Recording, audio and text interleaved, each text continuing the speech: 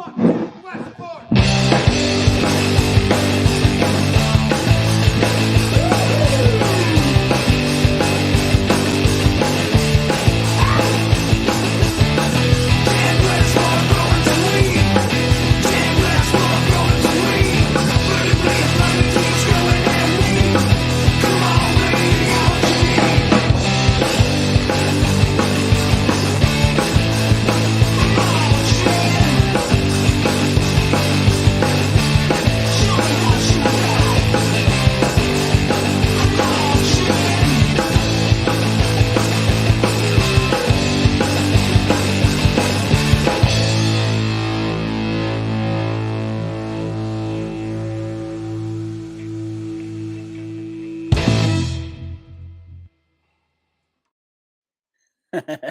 What's up, everybody? I'm sitting here in my head wondering if it's like a little sad or if it's a little cool that while that song's playing, I'm like rocking out to it. John saw me in the background. I'm just nodding my head, but then I'm like, wait a minute, this is my song. Am I supposed to rock to my own song? I don't know. Yeah. Well, what's up, everybody? Thank you for joining us today. I've got a very special guest today. He is someone who has helped me tremendously test genetics. So in turn, he's helping all of you out there, letting me know, what the good, the bad, and the ugly with these plants. And he's been able to do them indoors. He's been able to do them outdoors. I'm pretty stoked. But John, I always say, Mr. John, how are you doing today, sir? Doing great. How about yourself? I'm doing good. I'm doing good, man. Thank you for making time. Thank you for coming to show a little bit of the garden and, the efforts that you've put into it today. So I greatly appreciate that. And I want to shout out real quick, everybody in chat, man. People are piling in early. Mad Dog, what's up? James Hale, Jeremy, Craft Grow, man. Really appreciate the message there. Awesome. The amazing Thunder Lips. Hell yeah. Ty Sticks. Nostos is what we're going with. And Nostos, you are not allowed to ask me about cookies. Just joking. That's awesome, dude. He master level trolled me on the DGC. All love, dude. It was great. So way to be. Raymond's in here. My man, Broken Scepter, Danley Tomlin, Cruiser. Oh, dude, so many people rolling in. Rick Ross in the house. Mr. Cabbar Jones. He helps us with the Mirror Seeds giveaway, which we will be doing more of. And I've got a new seed sponsor to announce. So even more giveaways every show. Stoked on that one. Mr. Grumpy Toad in the house. James Hammerstein, what's up, buddy? Stoned in 604. Yeah, dude, Chur. That's how I pronounce his name. He's fine. Kingfisher, yep. Nope, no QR code stickers on my shirt today. I did a seed collectors episode, and I put on a brand new shirt because I always like to represent the homies. Big old like sticker right here. Didn't notice, but yeah, it still had the QR code, and it was like wearing the tag with your hat. I don't know. Green Elders, what's up? Chronics Grow, good to see you in here, buddy. Hey, who's that guy? Mr. John. And yes, Laszlo Woodbine, Australian Grown. Where's your joke? Where's your joke? I need the joke from you. What's up, Grow King, JDS Zone, T. Barrington, my famous friend. He is the Slurpee connoisseur of all Slurpee connoisseurs. David Turgiddy, the Muji Fuji. Dude, guys, thank you for representing and rolling in. I appreciate that. It is good to see you. It's Saturday. We're 4 minutes into the show, and I have not let my guest talk yet. I should probably change that. Oh, shoot. Please, John, just go ahead and, just kind of maybe introduce yourself or say hello and let people know. I've been Chaz Chester, and thank you for the honor, man. Grew it indoor, outdoor, put it through the ringer, hot heat, drought, nice, overwatering, everything. And that's awesome because that is, the great kind of testing that we like, as breeders. We do want the perfect run. The perfect run is great, but we also know that not every run is a perfect run. And that applies to moi as well. So they're not all perfect. Things do happen. And fortunately, unfortunately, we can't do all of the damage to the same plant in one run. So we get many people to have their chances of giving it a little bit of stress. And I'm glad that you've been able to do that. You've produced some pretty freaking great looking plants for me. I'm stoked to always see your pictures. I wish I had the ability to show pictures in StreamYard right now. I just have the video ability. That's why I sent them to you yesterday and whatever. Yes, yes. Oh, dude, good to see. And speaking of testers and stuff, we've got Hillbilly Herb in here. He is hooking up our Canadian listeners. He is going to be the one giving away beans. And we've got Ford Rage, last week's winner, or 2 weeks ago winner. Congratulations to that. And I just want to say to Shadow Mech, if you are watching right now, the mail has not gone out since the last episode. I apologize. I'm notoriously a little bit slow on shipping beans. They're going out Monday, and you've got a couple more surprises other than just the Afghani and the Westport grape juice in there because I suck. But come back. Things happen. And actually, as I'm looking at my list, John, I saw in here too. I'm like, no, send John more stickers. I'm like, oh, I need to do that. I need to re-up my stickers. Actually, all I have right now. I just got a new stack, but I just got this stack, which is pretty cool. It actually fits. If you're handing out jars to people or whatever, it fits pretty well on there. So these are what I've got right now. Stickers are flying out. I need to order more, especially before I get to Amsterdam. I love leaving my mark everywhere, and it's cool. I 2 years apart, I found some of my stickers still up in Amsterdam. So Pretty cool. Yeah, we'll see if there's another one. So, all right, let's get into it. You said real quick, that you have grown these kind of indoors and you have grown outdoors. Do you have a preference, or maybe why you're growing in one spot or the other, or are you just like a little bit of everything? Just a little bit of everything. I got ADHD. I get bored just doing the same old, same old. So change it up. Go Mm-hmm. out there for the summertime, indoors winter. It's a good deal. Do you get your plants started indoors before you put them outdoors, or do you just kind of toss your seed outdoor and go from that? Like with your the Westport grape juice, I've been cloning that one and I take it out there. And the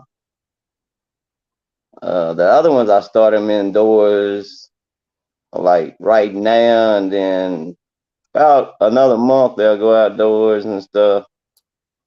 Okay. What do you have to deal with a lot of rain or moisture? Because that's what prevents me from growing outdoors. Like our summers are fabulous. I can grow a great vegetative halfway through flower plant, but then August, September is when the rains come, when the fog come, and where I live, I just can't finish a plant. How about Yeah. you in your area? Do you have to deal with any late season issues, or do you just get a roll on through with the nice weather? Like sometimes at the end of March, March is our rainy season here, and last year I had some like long running plants, and yeah, they was a pain. Yeah, The ones that go extra long, sometimes you're looking at them, you're like, oh, that's gonna be a beautiful one, and then it's like, finish, please finish. Oh man, that can be a heartbreaker. That's one of all the came, and I had to move it under the carport, and it was. I'm not running them no more. things. Yeah.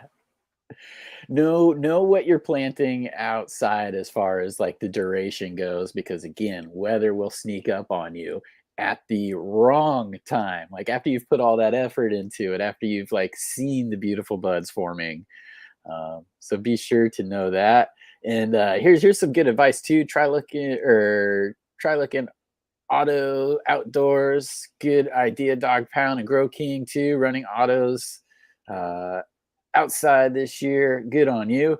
That is one way that some commercial companies will maximize their amount of harvests is they'll plant autos early in the season amongst their regular photo period plants.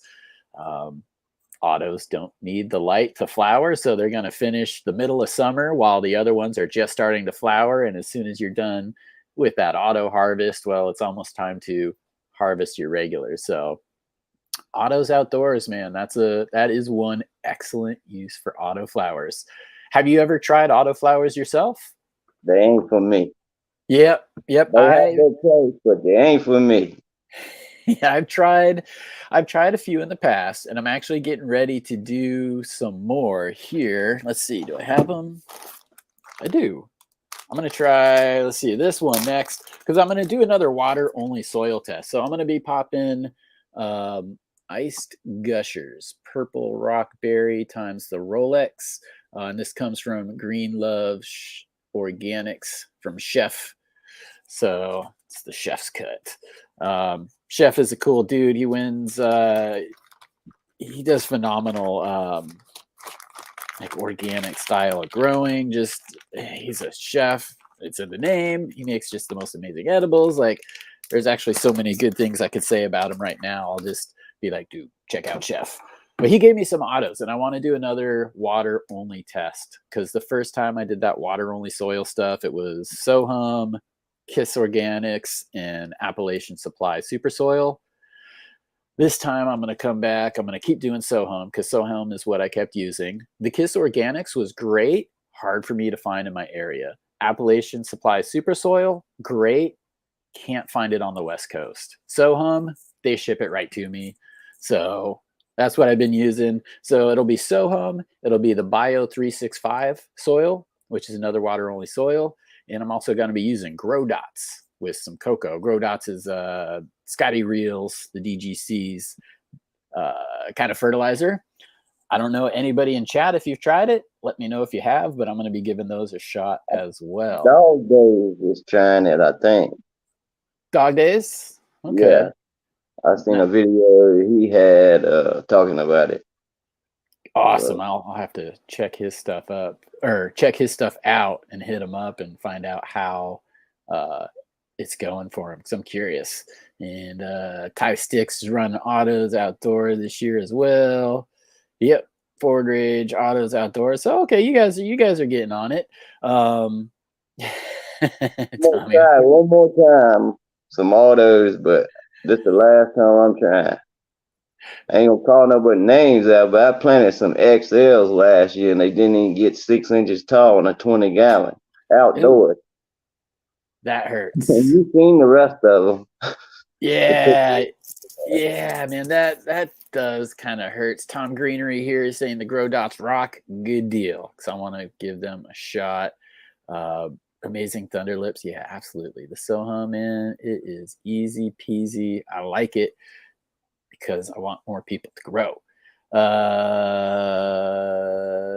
I'm sorry, I was distracted. Kingfisher. Masonic has a fanny pack deal right now, Chad. See, you can't be an official seed collector if you don't have a fanny pack. Masonic proves it. So you mentioned outdoors 20-gallon containers. So when you're planting outdoors, are you going into the native soil or are you above ground in a pot with your own mix? I done it both ways, but them big pots and what it don't give you the same taste as the earth does to me. Okay. It's just something about the earth got that taste, and you don't get that from bag soil. Yeah, there's a lot of that mystery because again, as much as we talk about soil science and microbes and reactions within the soil, all of those people that are so smart about it will readily admit we know only about 5% of what actually happens in the soil and what's in the soil and underneath the soil. I mean, you take a teaspoon and you've got millions of microbes and protozoas and nematodes in there. So we can't really fully explain the secret sauce, but like you said, you know, and I'll even say sun grown too. Sun grown makes a difference in flavor, but grown in natural soil, there's just something different to it. Was there ever a time that you maybe used like a fox farm, like a bagged soil, and then what Yeah, maybe I live in a small town here, and we just got our first grocery store, and that's all they carry. And yes, I tried that and everything else. Fox Farm is where I started. Fox Farm, it's around because it works. So it works. There's other options out there, but it works. So you started with that. You tried that. Um, Congratulations on getting a grocery store too, man. Because my local one, which is a 30-minute drive, went out of business. So now it's an hour drive to a grocery store if I want to go. About 45 minutes, but Whew. Sorry, man. I bought a $10 gram just because I wanted something sativa. Tropical Runts, and this thing is the damn smelliest, tastiest thing in the world. Like, yay for $10 grams. I gotta do yeah. that every now and then. I don't tend to grow. I Go don't tend ahead, to. Oh, go ahead. go ahead. Oh, thank you, sir. I don't tend to grow many sativas just because again, sativas will typically have a longer flowering time, like you were talking about there, and you know, I just don't have the time in my tent to wait 12, 14 weeks for it to finish, but I do enjoy consuming them myself. Yeah, but Yep. yeah, I don't really go to the dispensary. It's like an hour and 45 minutes to the Oh, closest wow. one. Yeah. Wow. So that's kind of wild, man, because you know, I'm in Washington State. It's been legal adult use here for over a decade. Um, and as long as you live near I-5, which is the main freeway that cuts down from Canada to Mexico, really, uh, if you're near I-5, you're never more than 10 minutes from a from a pot shop. They deliver it or whatever, but I ain't never had no use to. I always got some. Yeah, yeah, I know, me too. It's one of those funny things. I was on my way to pick up my wife. I was out of the Chem 91 that I liked. I was like, yeah, I'll just pick up a gram because I was stopping in to get a cartridge anyways. Because that's for the more public areas, the cartridge. But I picked it up and holy crap, I'm pleasantly happy. So I'm gonna spark that up. Was there anything you were smoking on in particular today? I got some of the Westport grape juice right here. Oh, snaps! You're gonna be done by the end of this show. I'm Be gonna wait babbling. on it. So I'm gonna spark that up. And real quick, you know, I always like to do the early birds before we get into the meat of what we're talking about. So I want to go ahead and do our first giveaway. It's going to be for US only. But before we do the first giveaway, I just want to let everybody know real quick who our seed sponsors are. And please, whether you win or not, reach out to them. Say, hey, thank you for giving away seeds. Thank you for getting people growing because, again, it all starts with a seed, right? And these are some hot genetics. So let's say thanks real quick to the seed sponsors.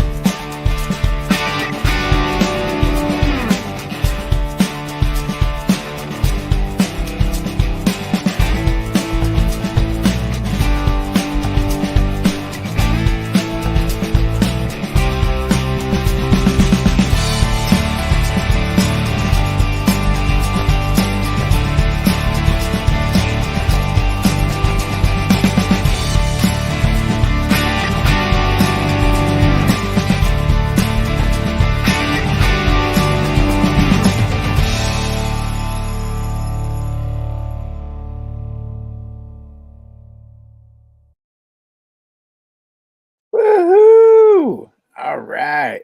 Let me go ahead and I will share the screen here, give everybody the word to type into Chrome tab. There we go.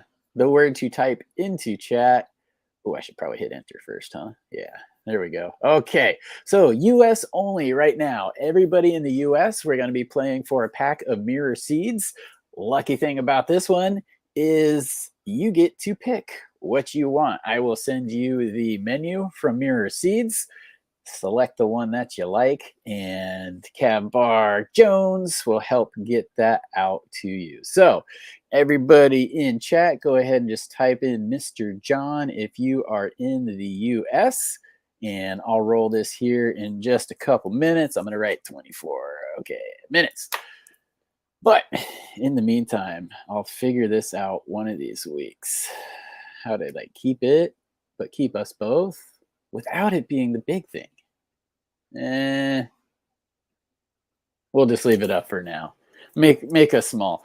So, all right. So you've been a soil guy. Have you ever played around with cocoa? No, not really. Okay. With these new AC pots, I think I heard Mr. Toad.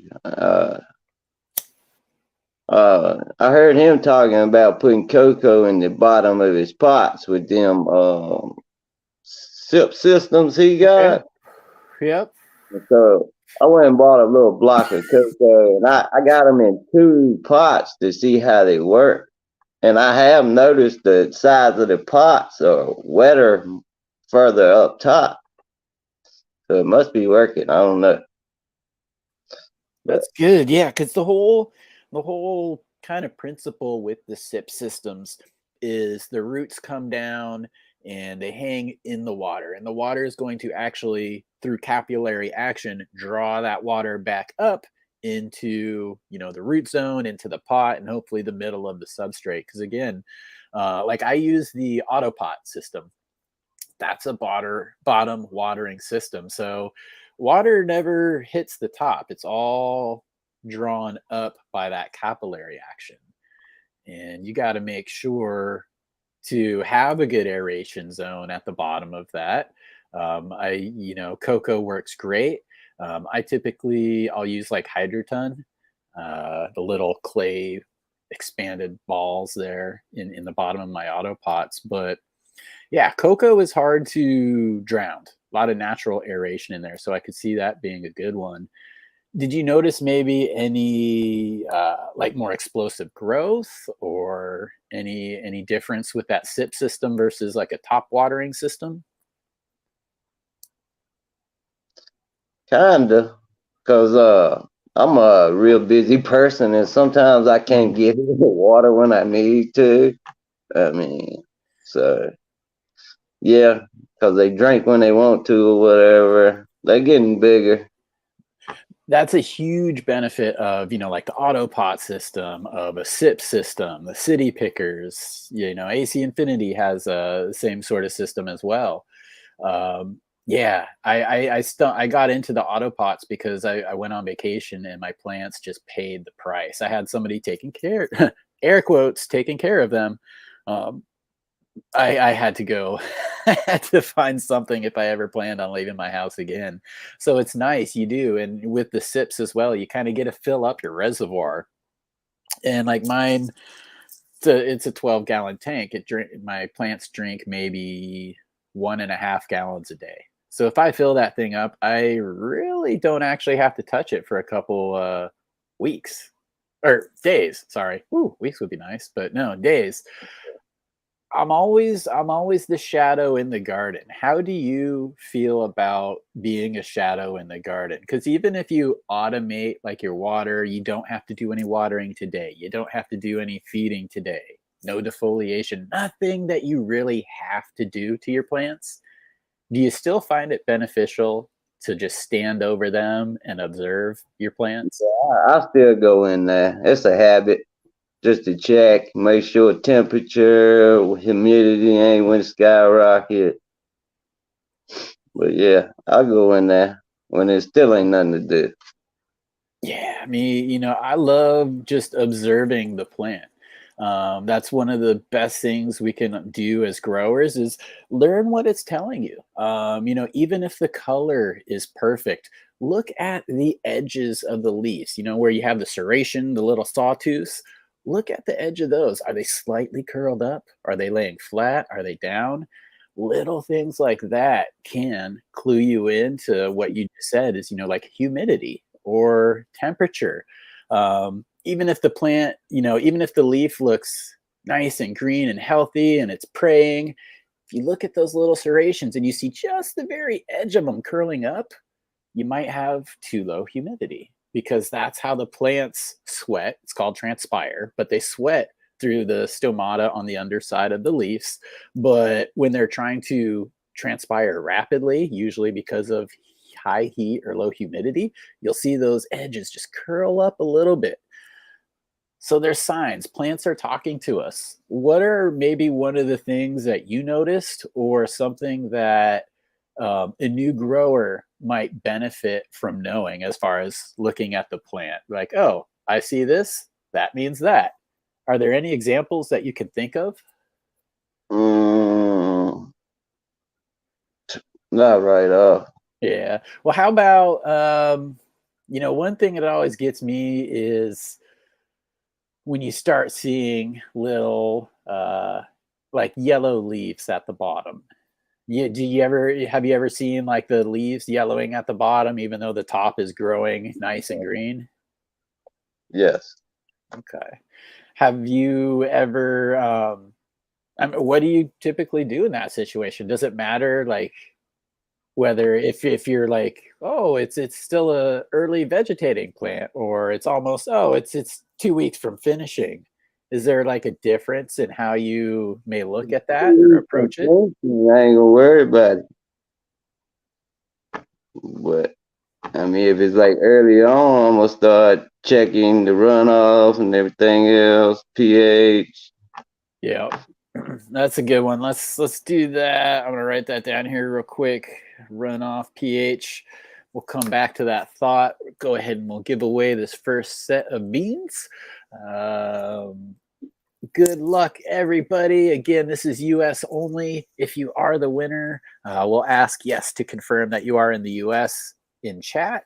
Just let us know, and then we will get you in touch with Mirror Seeds to select your prize. So, okay, here we go. Good luck, everybody. And for the first draw, we've got a winner. Lots of awesome names in here. Ross. Congratulations, Ross. You have won the Mirror Seeds. So just let us know in chat that you are indeed from the US, and we will make sure to get those out. And I can tell you, Mirror Seeds is much faster than myself getting seeds out. I know last week's winner from Mirror Seeds already has them in their hands and actually, I think, in the water and germinating. So big ups again, Cabar Jones, for helping us out with that. I'm going to just write Ross's name down and we'll get this. Yes, you are from the US. Perfect, Ross. My Instagram is down in the show notes. You can hit me up there. Just send me a message if that works for you. That would be great. Send me a message. I'll send you the menu and then we'll get you in contact with Mr. Cav Bar. So, Mirror Seeds, writing this down. I am highly organized, just slow to ship. Let's see here. The comment. Okay. Oh, it's like I've never done this before. Geez. Okay, we're back.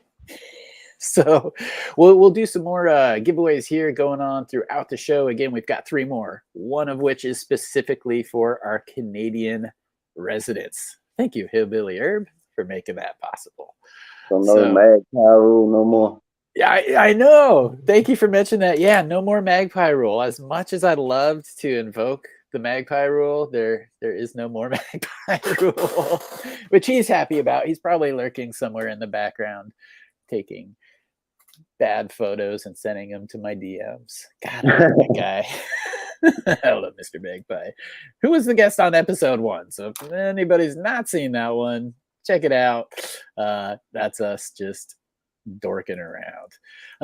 But today we're dorking around, and you mentioned pH. So how do you manage the pH? Are you like checking the water before you add it into your reservoir, or how do you go about checking pH in your system? Uh, I got well water here because I live out in the country. So I check it every time I put it in the reservoir. Around 6.2. Nice. And And that's yep. I top dress with I can't even think about it. Like I said, I'm nervous. But yeah, I top dress with the crown jewels and stuff. So And I royal gold or whatever. oh, But royal gold, yep. yeah, the crown jewels or whatever. I use that and I top dress with that. And Okay. And I see a comment here, Grow King Blue Lab here. So Blue Lab, they were kind of the industry standard for your pH pen, your ppm or yeah, EC I got both. pens. Commercially, they make the big truncheon that I used to stir the big like IBCs, ICBs with. Stir that up, pull it out, get my reading. And I have one here. Make sure you guys keep that tip wet. The probe on your Blue Lab pens, and I'm assuming pretty much any other pH or EC pen, because if it dries out for some weird reason, the glass, it just doesn't work the same. And I You made make that me mistake. go check mine now. Yep, I made the mistake of letting mine kind of dry out, and it actually led to one of the more um, interesting times in my garden, because when you get the Blue Lab pen and like any other pen, they always tell you to calibrate it. And it's really easy to calibrate. You get a solution and they'll give it to you, a solution that's at a 4.0 pH and a solution that's 7.0 pH.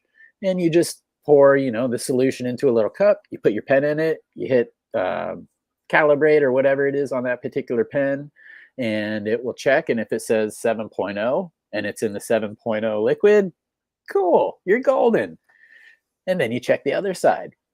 And I had done that. I had calibrated at 4.0, I calibrated at 7.0. Everything was spot on.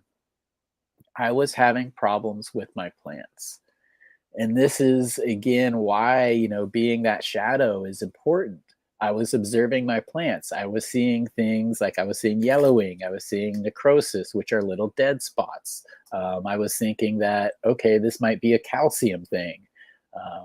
Had that in there in the right amount. And then the leaf started to look a little pissed off. We all know what a healthy leaf looks like. You ever seen pissed off leaves before? Yes. They're just like twisted, and like sometimes they'll get crunchy. So everything my eyes told me said that the pH is wrong.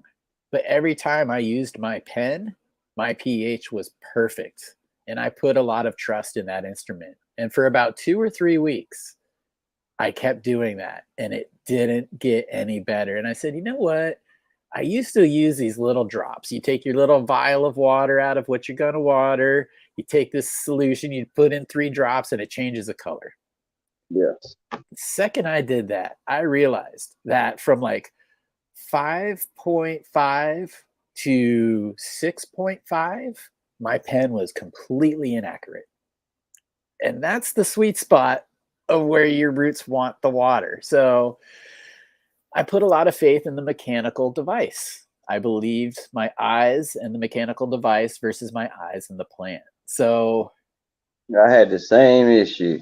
oh man, how long did it take you to figure that one out, or what clued you in to maybe I should double check this thing? I think I sent you the pictures and a couple other people, and y'all was like a lockout. And I'm like, well, the pH pen is saying this, and then I bought it with my friend. I was using a cheap Amazon one, Mm-hmm. and my leaves is turning all crusty, burning all up, and I'm like, what's going on? Because my water stays the same unless we get a lot of rain. It stays the same around here. That's good. So yeah. So, and I'm like, what's going on? So I got a friend lives down the road, and I got his pen. And I come home, and I poured a lot of water in the tray, whatever, and got some runoff. I used my pen, Dr. Meter pen, and it says something like 6-1. The other blue lab saying like 11. Oh no. Yeah, it's a little different, right? So you know what I got? The blue lab now. Yep. Yeah, me too. Me too, man. It wasn't cheap. It was the industry standard though. That's what everybody was using. That's what I used commercially. So I'm like, for home, it's expensive, but I'll just get it. Yeah, I bought it that gift set with both pens and I don't know Yep, whatever. yep. Hey, You need it sometimes. great minds think alike, right? I did the same. But I since that incident, I use the drops. I've gone back to just the drops. So I feel more, and the drops aren't they're not specific because again it's a color and color is subjective. Are you holding it up to an orange background or a green background? That'll influence the color. Are you in the light or in the dark? That'll influence your color. um Yeah, I know old people, they still using like the pool test pH stuff and Yes. Yeah. And so like let me that's a good one to hit on. And that's also too like a lot of the cheap pens that we find online. You could find like a $10 pH pen, but the margin of error is greater than what we can afford to have in our plants.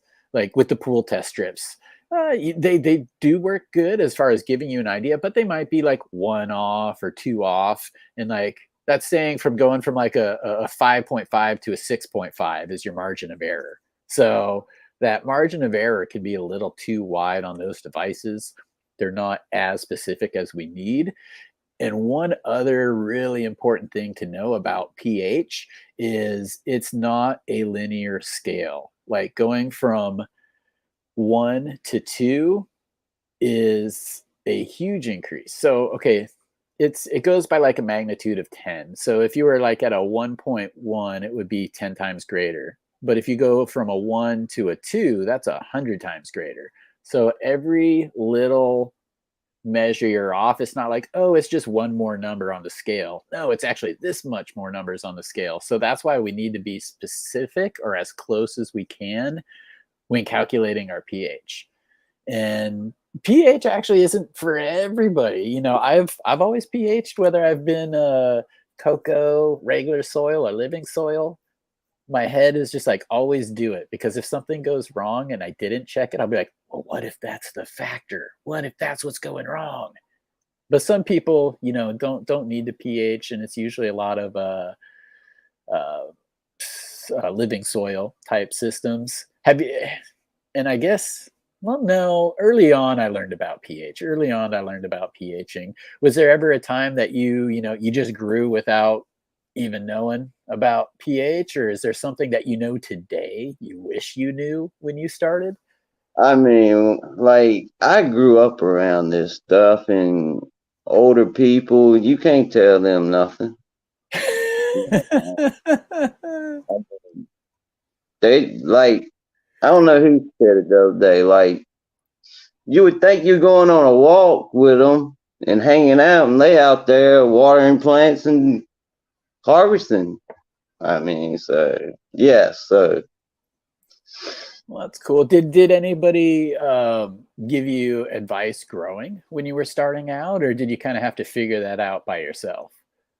I mean, I've been around it when as a kid, growing up. It's always been a part of my life or whatever in my family. My mom, she had breast cancer, and she was using with the story she told me that when she went to get chemo, the doctor told her to go find some so she could eat Wow. or something. Okay. Okay. That's how it came about or whatever. And so she used marijuana to eat and stuff like that. And so Okay. Well, it's, an unfortunate situation. Um, but it's good to hear that a doctor said, look into this. They're not going to tell you do this or you have to. And I say myself, cannabis isn't for everybody, but there's a hell of a lot more people that could benefit from it that don't know about it. So I'm not going to shut up. But yeah, just getting that education out there, and academic types, doctor types, they can in their heart believe that it's good and beneficial, but professionally, until they have a certain level of assuredness, they don't talk about it. So it's good to hear it coming up.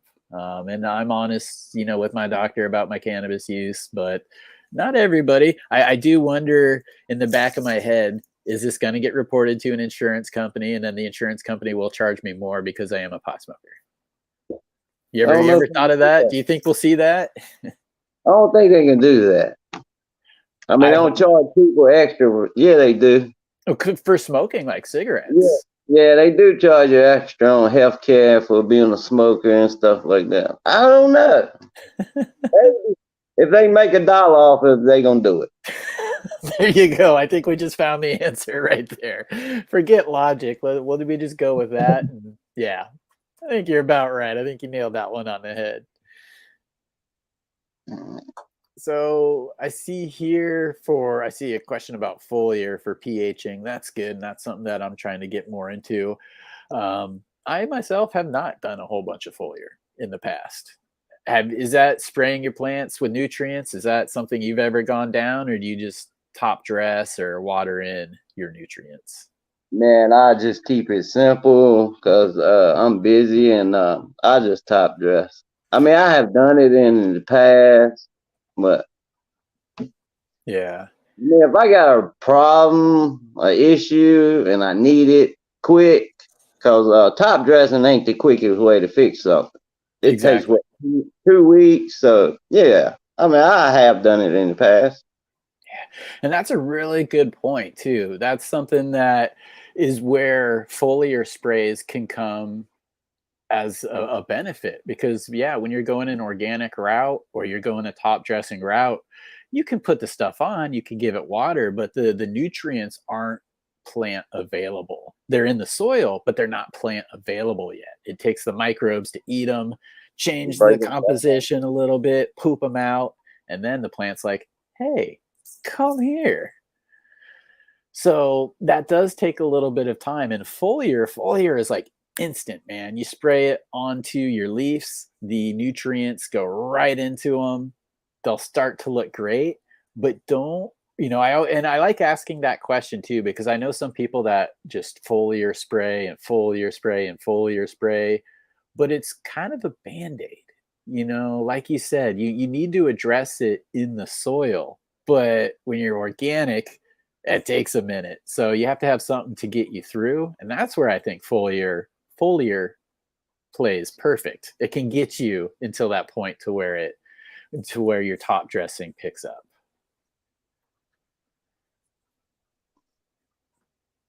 So there's a bunch of different devices out there to do that with. I'm going to be playing around with a few here. So, pay attention to the channel, and you can see me messing around with some of that foliar business. We'll get into that here a little bit. I I was gonna say I'm getting ready to plant some seeds, but that's about a month off. I'll be planting when I get back. But what do you have going on for this year? What are your plans for this season? I got two two of the Afghani Westport clone for going outside. Nice. Two of the Nakatomi Plaza. I like that one the best. That's my favorite. And then two of the hens going out there. Two of your hens. Okay. Oh, that's you know what? I ain't never seen Because that. yeah, you know what? I do have stickers for you then. Because you got these as testers. You never got like the full release pack. So this is the Nakatomi Plaza, the pack there. Nice. I can definitely send you out that. That's easy for me to do. Those I do have. 'Cause I didn't make a whole bunch of packs, but I didn't give away the stickers either. So yeah. All right. I'm gonna actually fill that out right now for you. Kaboom. put that there. Then I got these rainbow belts, honey bananas, Oh, THA. very nice. Put them out there, run them. Rainbow belts on honey banana. Now, does the breeder give any information on the back as far as maybe like how long it takes to flower or any suggestion? Yeah. Nope. Blank bags. Okay. No, it just got on one pack. It's got CHA on one pack. Okay. Oh yeah. They're at the on the Dogga.garden website. They're Canadian. Oops. This one, I can't find the camera. Gelinade and honey banana. What? Yeah.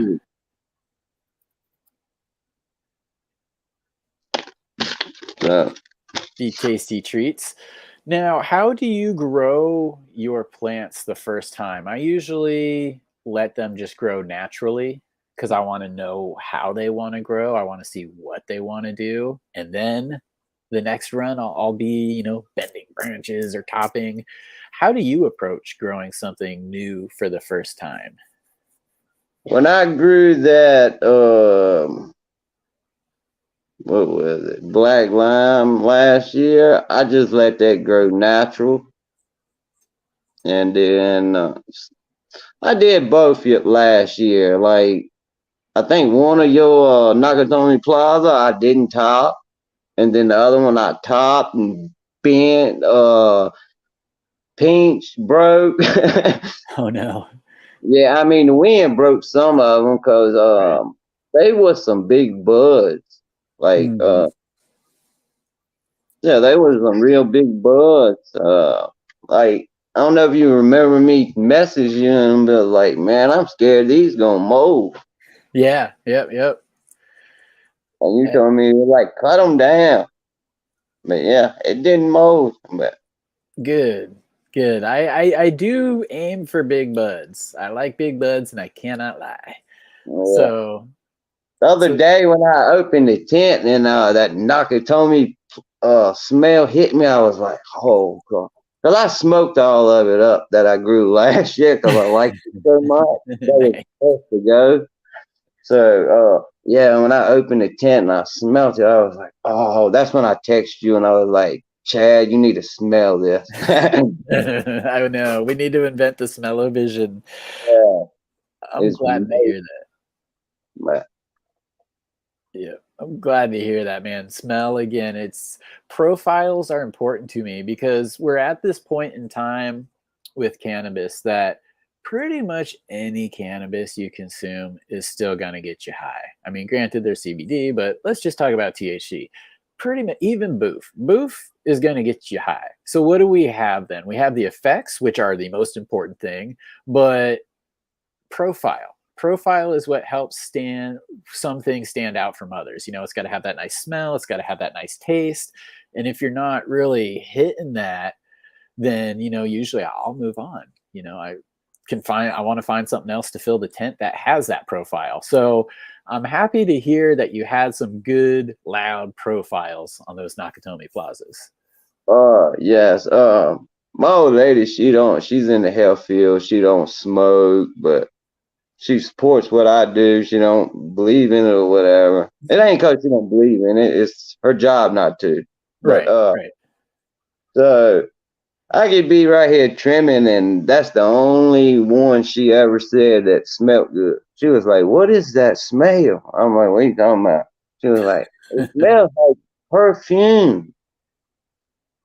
Then I went outside and I didn't smell it. I went Mhm. outside and I come back like 10, 15 minutes later and I smelt it and I was like, it's the Nakatomi Plaza. That's the Yes. only one that she even cares. She likes that smell, but the rest of them, she was like, it stinks. Get it off. Yeah.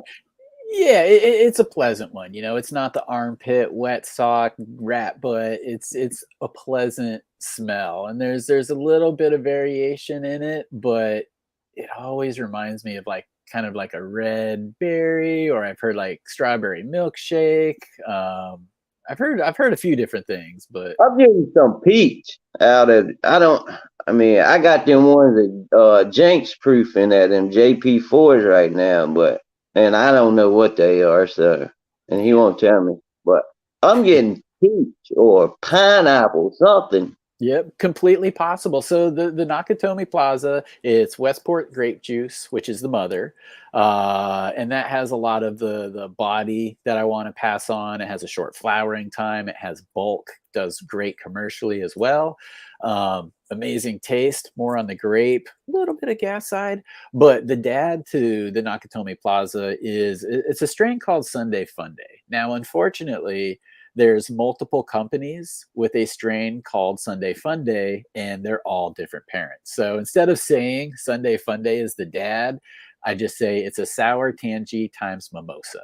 So if you are pulling some peach out of that, doesn't surprise me, and I would definitely say it's going to be coming a little bit more from the dad side than the mom side. Yeah, see, I sent Mary Jack, Jenks Proof or whatever his partner. I said sent him a message and he was like, it ain't coming from that. So and he wouldn't tell me what was in it. So Mysteries, I yeah. didn't know. So it might be coming from yours. Okay, so how about question here is the outdoor resistance. Did you can't control every single bug outside. So did you have any sort of pest issues or you mentioned mold was maybe a concern towards the end, but was there anything outdoor specific that maybe like taxed it? No, no. I mean, I really don't. I mean, I ain't gonna say I don't have a bug problem, but last year it really wasn't a big issue. But the year before, it was the June bugs or whatever. But Okay, yep, yep. There's kind of a seasonal thing too. And here, let me flip this over here real quick. Another question from chat, which is a good question. It happens all the time. So Tommy R is asking, is growing old bag seeds worth a try? I'm definitely in need of these new names and strains. Help! So old. Let's start growing old. So growing old, you usually won't have 100% germination rate. Just naturally over time, they'll lose vigor inside of the embryo, and that's just kind of a fact of life of any seed, not just cannabis seeds, vegetable seeds. Um, so you might not get 100%. Don't get discouraged if maybe you try like, well, I'm going to put 2 in a paper towel and see. Maybe try 5 if those first 2 don't go. So don't give up, but bag seeds. All right, to you, Mr. John. Have you ever popped a bag seed before? yes, I was a kid once. Yes. That's how I started. I started with bag seeds. I collected them for a while and not thinking that I would grow, but just collecting them because they're cool. And then when I did start growing, I'm like, hey, I got some seeds. How did it turn out for you? Like I would try put one in a styrofoam cup and put it like in the bathroom window. It never did real good. It just got all stretchy and Okay. And that might have been just because of the light situation, though. yeah. And then I planted some outdoors and they did fine. Okay. I mean, Yeah. if somebody didn't beat me to them, I mean, Oh, they no. done fine. And then, and by beat me to them, that is another hazard of outdoors, the rippers. Yeah. Rippers are those people who wait for you to grow a plant all season, and then one night, right before you typically are about to harvest, they come and cut it and take it away. Oh man, there's a special place in hell for those people. Yeah. So rippers, yeah, you gotta watch out for rippers. Um, but just growing bag seed in general, I'm fine with it, man. Usually they come from. So here's an interesting thing about your bag seed. A lot of people will think bag seed are like, oh, well, it's a herm. Um, and in most cases, you're probably right.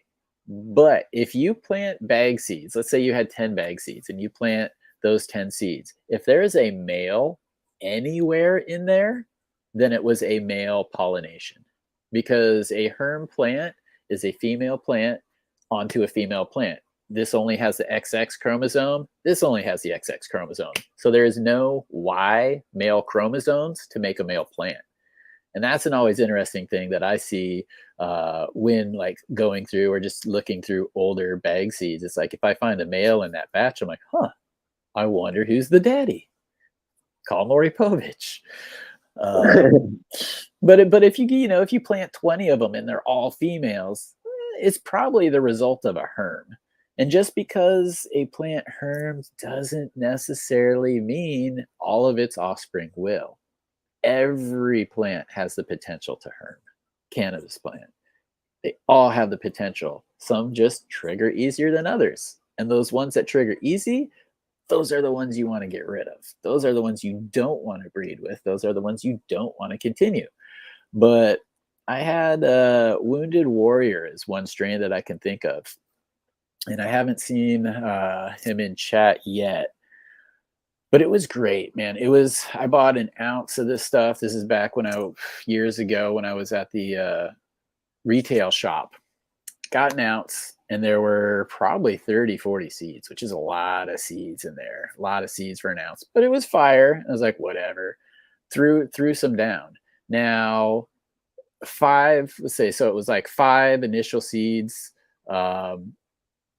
3 were herms right away, 2 were solid, and I just kept going with those 2, and they remained solid. They never hermed. They didn't have a problem. I wound up breeding with them, but never did anything with those seeds, because again, I don't want to necessarily introduce those into the gene pool. But had a person hit me up, PTSD, problem sleeping, this type of stuff. I'm like, I've got something that works great, but you got to really be careful with it. So I sent it to him, and he grew it out, and it did exactly what I said it would for him. I'm happy, and there were no herms. So that seed came from a bag seed that was a herm seed, but in the end, through selection, everything worked out right. So it can be done, but if you don't have to run the bag seeds, if you don't have to run those fem seeds, if you have other options, those are probably better. And you've got a couple new seeds coming up for this year to go outside. Where do you find seeds? Like, how does a person go about selecting seeds to grow for themselves? Man, go on, Dagger Gardens and get them on there. I mean, do your research. Just don't go out here and try to buy seeds off of Instagram from the first dude to send you a list. Amen to that. You know your breeder. Mm-hmm. Very, very good advice. And how about price? Because it's $500, does that make it better than a $50 pack? Or what do you think might be some of the reason for that? I'm not paying no $500 for a seed. Also, I mean, I wouldn't pay that much. I mean, they all gonna do the same. Right. I shouldn't have said it like that, but no.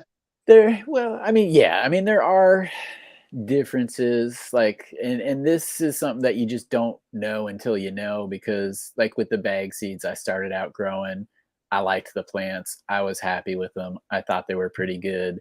And then I got my first, like professional genetics, and I was like, oh, there's levels to this. Yeah. And that sometimes is what you can get, with the more expensive breeders, is sometimes they put in the work. But we've also gotten to the point to where breeding is pretty common. A lot of people do it, and not everybody puts in the work, but they've seen other people charging $500. So, shit, I'll charge $500. Or somebody out here taking somebody else's work and buying a pack and turn around and charging for the work they didn't do. Yes. Yeah. And that's a whole other thing. That's a video I'm working on too right now is just what is the etiquette? Where does that go? Um, I personally, I'm pretty damn open. People have come to me and be like, dude, I found a male. It is super stinky. I love it. Can I hit some stuff with it? I'm like, well, hell yeah, absolutely. Do it. Open it up, make some seeds. And usually the only thing I say is like, give away a percentage of those seeds. That's Yeah, all I say. give the man that done it 4 or 5 years credit on the pack too. Yep. Yep. Yep. Absolutely, because people like Jinx Proof, like you mentioned, like that dude's been at this a long time, and to create good, stable, reliable expressing lines, you've got to work them, and you can't speed up this plant, so that takes time, and people should be, at least recognized for that time they put in my opinion. So yeah, I do like a little bit of credit, but I've never said no, don't breed with it, any of my work. So I'm always open, and I think it's kind of an honor if somebody finds something. But here's a good question here from Ty Malone. He says, who are some of the best breeders in your opinion, Chad? And it'll vary depending upon what you like. Kevin Jodery famously said years ago, you can pretty much break down cannabis into 4 different categories. Granted, there's subcategories, but pretty much any kind of weed fits into the earthy, floral. No, shit, I messed it up already. Fruity, floral, earthy, or gassy. Those 4 categories. And if you kind of have like commercially, if you have one hot strain from all 4 of those categories, you're going to be doing good. So yeah, fruity, floral, earthy, and gassy. Do you, John, have anybody that you particularly look at or have run multiple times, a breeder that you like or may recommend to others? Chad Westport. Yeah, good answer. Checks in the mail. uh, Mr. Toad has some good stuff. Yes, he does. Mr. Sonic does. Yep, some good stuff there. There's a uh, there's a bunch of people. Yep, What? there Damn, I are. can't It's think hard. of the I know it's hard sometimes when you're put on the spot. I have the same thing. So crickets and cicadas here, yeah, absolutely another person who has put in a bunch of time to make seeds good, to make them stable. So uh, everything crickets and cicada has pretty much been fire. Here's a Wise George recent Blimburn sells single seeds, which is cool. If they're like fems or they're autos, you just want to try something that's unique, something that's unique more to a European UK market. I don't see a ton of that here in the States, but I absolutely see that everywhere. I write for Cincy Seeds, so I'm fairly in tune with the seed market and seed world over in that area of the world. Um, let's see here. Oh boy. Mr. Magpie is in the house, and we could cross him to anything, Jed. Anything? What's up, buddy? Yeah, John's just smiling. He's like, "Oh, that guy, Mr. Magpie." We almost invoked the Mr. Magpie rule earlier, but no, we've got Mr. Hillbilly Herb here to help us out with the Canadians. So that's a good thing. And actually, he helped out with on the first episode, giving some beans to Canadians. So maybe we should do that. Should we do our Canadian seed giveaway, John? What do you think? Yeah, that's fine. All Since right, let's time here. yeah, let's jump into that. And okay, so I'm gonna go back here. I'm gonna type in a new word. Uh, I have a brain of a child. I was gonna be like, type mag poop. That'd be funny. No, okay, I'll be serious. I'll be serious here. Canada. If I spelled it right, Canada only. So again, this is for Canadians only. Because we love you, we just can't get stuff across the border. It's freaking too hard. So, all right, if you are in Canada and you want a chance to win some beans from Mr. Hillbilly Herb, and I found out this is actually a like multi-pack that you're going to get from Hillbilly Herb. Ford Rage won last time. Look at that right there. What a guy. I won't enter this time around. I won a couple weeks ago. And you've already got your beans. So congratulations, Ford Rage. And thank you again for your support and the conversation. So I'm looking forward to more conversations. Okay, so if you're in Canada, please go ahead and chat, type Canada only, and you'll probably have pretty darn good odds of winning. We'll go ahead and draw this here in a couple of minutes. So I guess in the meantime, I'm like, do I jump into something like a big topic? And I'm like, well, no, because we're gonna give away these beans here, the Canadians only. So I guess I tell you, it took my wife to get a new puppy the other day. And she's an animal lover, and she, we went to the pound to get some dogs, and she was drawn to a brother and a sister pair. Wanted one, but we wound up with two. And they're important. They serve a purpose. Got them for my wife, and so we decided to name them Rolex and Timex. They're watchdogs. I love it. I love it. I love it. Okay. But serious here. So what? Serious. So what are child abductors' favorite types of shoes? White Vans. Yes. And here's a question that's been burning me up. Do two vegetarians having a disagreement still call it a beef? These are the things I want to know. These are the horrible things I want to know. And that's just kind of how my brain works. But if anybody's been watching me long enough, they know I cannot resist a good dad joke. I was hoping though for maybe if we could get a dad joke out of you. I don't know if you know any dad jokes, but Dad? Yeah, well, so a dad joke is one of those ones. It's just so bad it's good. Like here's an example. Like why do they put fences around cemeteries? Because people are dying to get in there. Why do seagulls fly over the sea? Because if they flew over the bay, they'd be a bagel. Bagel. So That's great, dad jokes. Yeah, Because I can see kids looking at each other going, ooh. Exactly. You're like, yeah, we're not really related. So I do have a propensity for dad jokes, and I'm glad that chat does too. I'm just gonna leave that there. Oh, I love it. I love it. I love it. I will never stop. I want to keep seeing them coming. So I do have to say though, I want to mention one more thing though, because I was told I must do it by YouTube.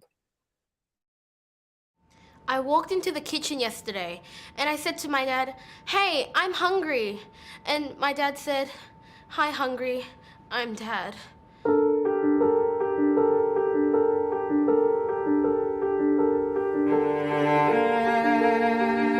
Well, we were having dinner and Dad spilled his peas on the table.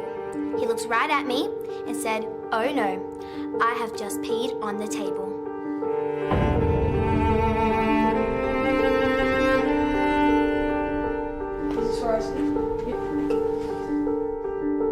Dad asked me, "Have you heard about the new movie, Constipation?" I was all like, "What? No." And he said, "It never came out." Who even calls a movie Constipation?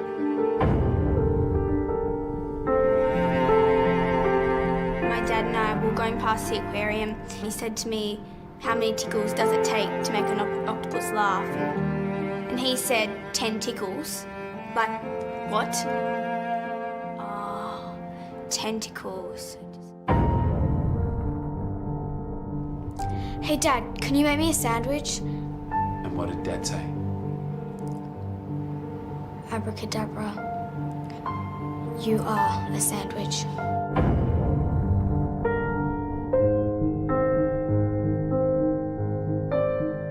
I guess I am a sandwich.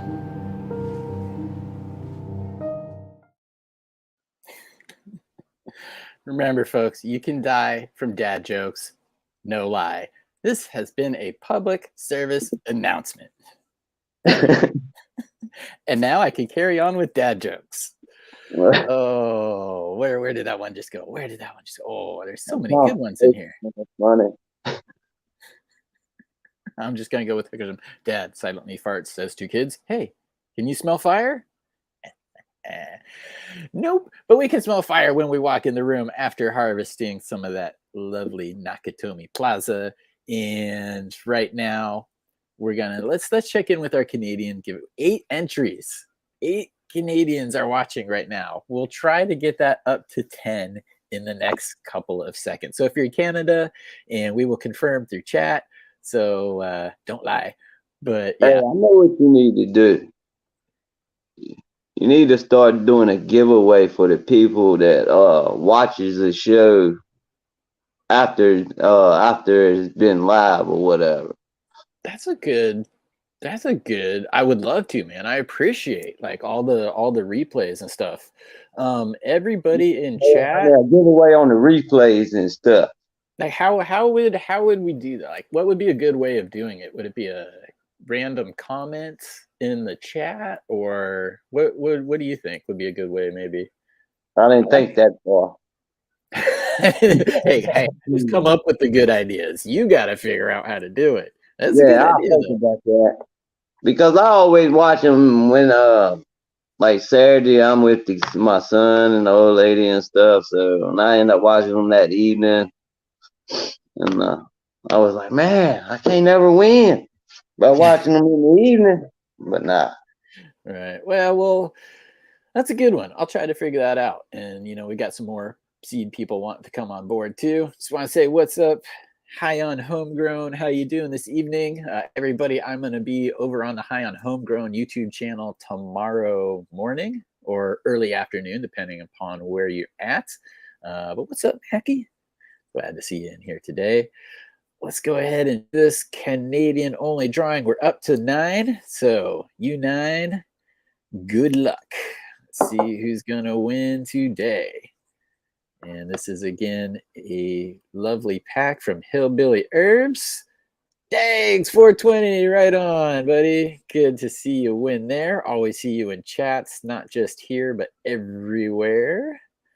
I like that. So please, just again, one more time, confirm that you are in Canada. And Ty is agreeing. He says, yeah, it's usually me watching it afterwards. Oh boy, what does Magpie got to say here? You only need a small bit of rattlesnake venom. You only need a few Canadians to make it a good thing. Yes, the 9 are fine. So I think that you'd have to enter them yourself. Okay, here's some good ideas. I will kind of keep these in mind as I figure out how to do that. But yes, congratulations, Dags420. Congratulations, everybody. And again, we'll still have 2 more giveaways here throughout the show. We've got the Boneyard seeds from Mr. Toad coming up. And then you've got Twin Peaks Cannabis. Got some of that Westport grape juice times Afghani #1. Yep, Dags420, big ups, Canadians. Yes. Okay, so you have grown that. You have tested that for me. How about any tips or anything you notice for these folks that are going to be growing out that Westport grape juice times Afghani #1?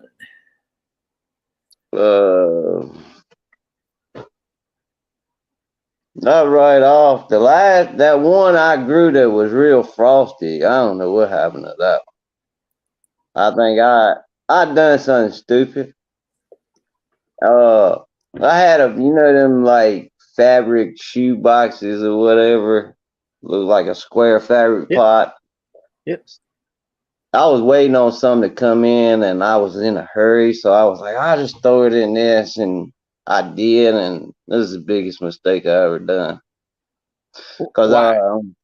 on the sides of it, it's got cardboard on it and plastic and all that, and it was like, I don't know what happened to it. Like, I guess it was got root rot or something from being wet all the time in that pot and never drying up. But Yeah. I won't never do that again. I don't advise nobody else to try it either. But you know Now, what I'm talking about? The little square shoe boxes looking things. so they're not actual. Are they like something you would pick up at the No, I'll get nursery? you one. Hold on. Yeah, okay. Because there's a lot of times we'll see, different things that can work. I've seen people just growing in totes, those storage totes. People grow in those all the time. Wasn't designed for flowering your plants or growing your plants, but we get creative. So I'm curious what he has here. And he had mentioned that cardboard kind of lining the edges. The little storage Yeah. boxes or Okay. whatever. Yep. That's exactly what I was thinking of. Okay. It was Yep. made. I was like, it's made out the same stuff and all this, and I was waiting on Amazon. Was the biggest mistake. Cause most time the Westport grape juice is big. I don't know what happened to that one. Hey, I struggle with that one. Yeah, um that's good to see. I'm glad that you showed that because yeah, there are a lot of impromptu things that you can use and that would look like it would be great, but Yeah, cause in I had reality it turned out to not breathe, not let the moisture escape, and that kind of was its undoing as it just sat see and all kind this of cardboard. Yep, that's super thin stuff. Yep. And that'll just stay wet, that'll hold that moisture, and it will, if the conditions are right, lead to a little bit of rot in there. Yeah, but the ones that's in the real fabric pots now it's doing great. Couldn't look no better. Oh, good. I'm glad to hear that. And do fabric pots for me, transplanting has always been like the hard part because the roots kind of grow into the pot. Um, I don't use fabric pots anymore. I still have some 7 gallons. Like if I need to move a 3 gallon into the 7 gallon, then I'll do it. But I'm typically using the plastic pots. Just um, works best for what I'm doing. Many ways to do this, but how about you in transplanting with fabric pots? Have you ever noticed them sticking to the sides of the walls, or is there anything that you Yeah, do to? sticking to the walls, the bottom of it, and everything. And what I do, I get a regular mason jar and put that down, and I set the pot on top of it, and I just grab the bottom of it and pull, like roll the pot down over top of the mason jar, and just take it out. I mean, Yep. basically you're pruning it once you pull it off the pot, basically. So. I mean, I ain't never had a problem with them. It'll come back a couple days. Yeah, and I guess too, it's one of those things where, as like a new grower has a hard time pruning, has a hard time cutting off branches. I had a hard time like ripping those roots, and it's actually good to kind of do that with the roots because then they'll grow back, they'll grow more tips. But yeah, the first couple of times transplanting from it, I just felt like I was slowly removing a band-aid. And you just need to rip that thing off, man. I felt really bad. I think they got pots now with Velcro on them. They do. Very good point. They do. So you can, actually just kind of open it up and make it a little bit easier. I've seen those. Yeah. Yeah. Big Hoobie growing doobie's got a birthday coming up. Well, this Wednesday, the big 40. Happy birthday, buddy. 40 is the new 25, so you're not even getting old yet. As a guy who's seen 40 many years ago, trust me, you're not old yet. Yep. And here's a good question too. You don't grow. Hopefully you've received your prizes. does grape juice, does it scrog well? Did you do any sort of special training for your plants? I hate a strog net. So that's probably a no. No, I like I said, I'll take the little LST clips. I use them, but I try not to use them. I use them like at the first couple weeks, because most time I forget about them and the plant will grow over top of them, or Right. it's got to be restricting the growth to the buds and stuff. But most time I just take, like, you know, them little paper clip things that you fold over. I take them and put it on the side of the fabric pot and just run wire up and bend them over. I'll show you in a little bit. Okay, yeah, actually, maybe we should probably do that. This is kind of how I sometimes will hold branches down. Right Exactly here. how I do it. You got your binder clips. You just attach it to the side of your pot, and then whoop, you can station, you know, or hook your branch down. Keep that under there. Then I Raise it if you need a little extra height. Go off the lower one if it's lower. And they usually do. They fit on that bottom lip of your pot. So you just whoop, tag them up, whether it's fabric or plastic. And they make these different sizes too, if yours is a little thick. But yeah, these things, awesome little grow hack. And I got they make these like plant clothespins for tomato plants, and I got them on the end of it, so I'll just hook it to the pot and reach up there and grab a branch and hook it to it. I'll show you.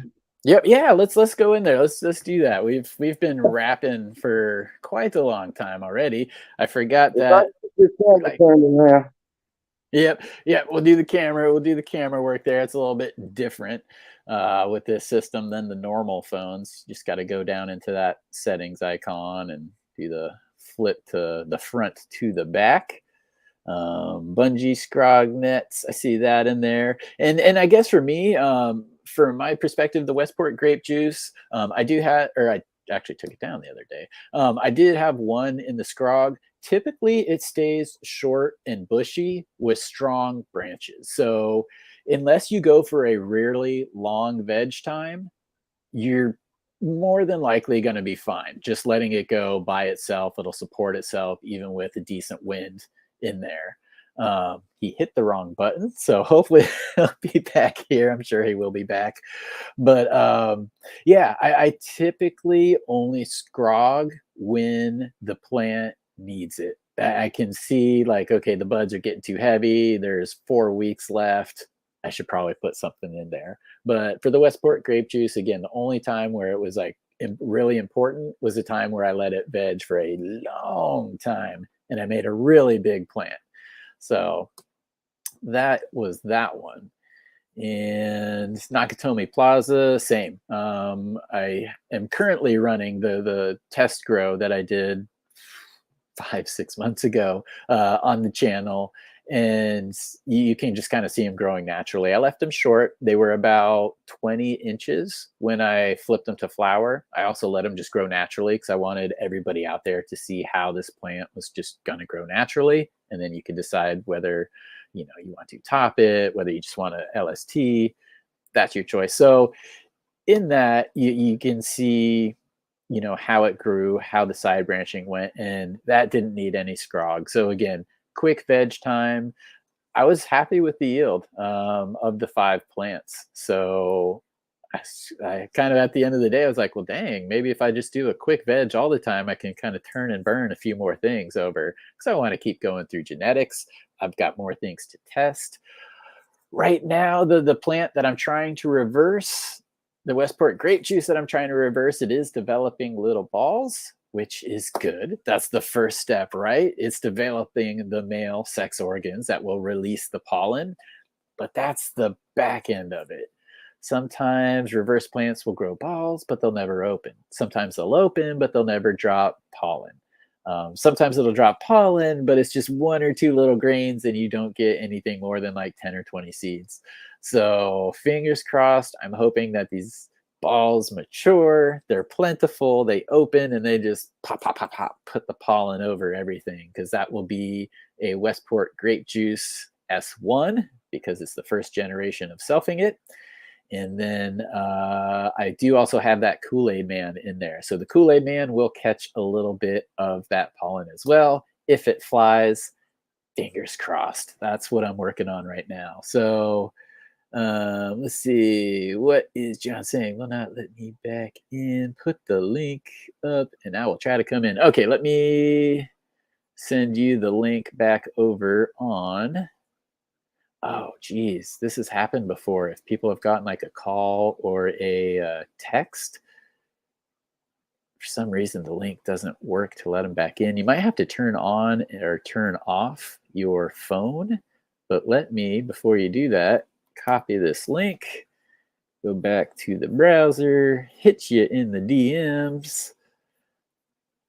That sounds bad. Okay, wrong page. There we go. Okay, so new link is sent to you, John. Try to click that. If it's not letting you in, turn your phone on or turn it off, turn it back on, and then try the link one more time. But everybody in chat is saying, hey, what a great opportunity to give away more seeds, right? So why don't we do that while we wait for Mr. John, my main tester, to come back? Oh, he's back already. Okay, so nope, no more seed giveaways, guys. We're done. Show's over. Meh.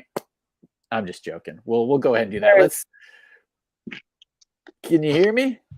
Yes, I can hear you. I don't know what happened. Let me check.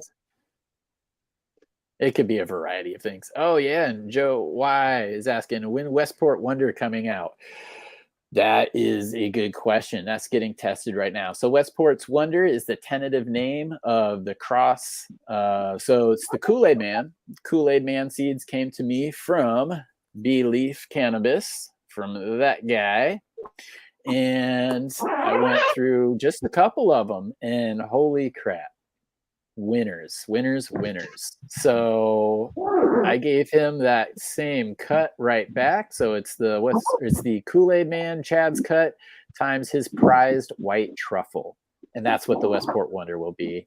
It's getting tested in his facility right now. It will be getting tested when I get back from Amsterdam here. Hopefully later in the year, you will see that Westport Wonder hitting the streets. But I'm going to shut up because I see plants right now. So let's go in with John. There we go. Now you got the layout. So please let me blow the screen up. Tell us about your garden, what you got, what you're doing. This is the Westport grape juice. This one. Okay. And that's the times the Afghani #1? Yeah. Or, okay. Nice and green too, man. No, that is the Nakatomi Plaza. My bad. I switched them around earlier. Yeah, this is Nakatomi Plaza. Okay, good deal.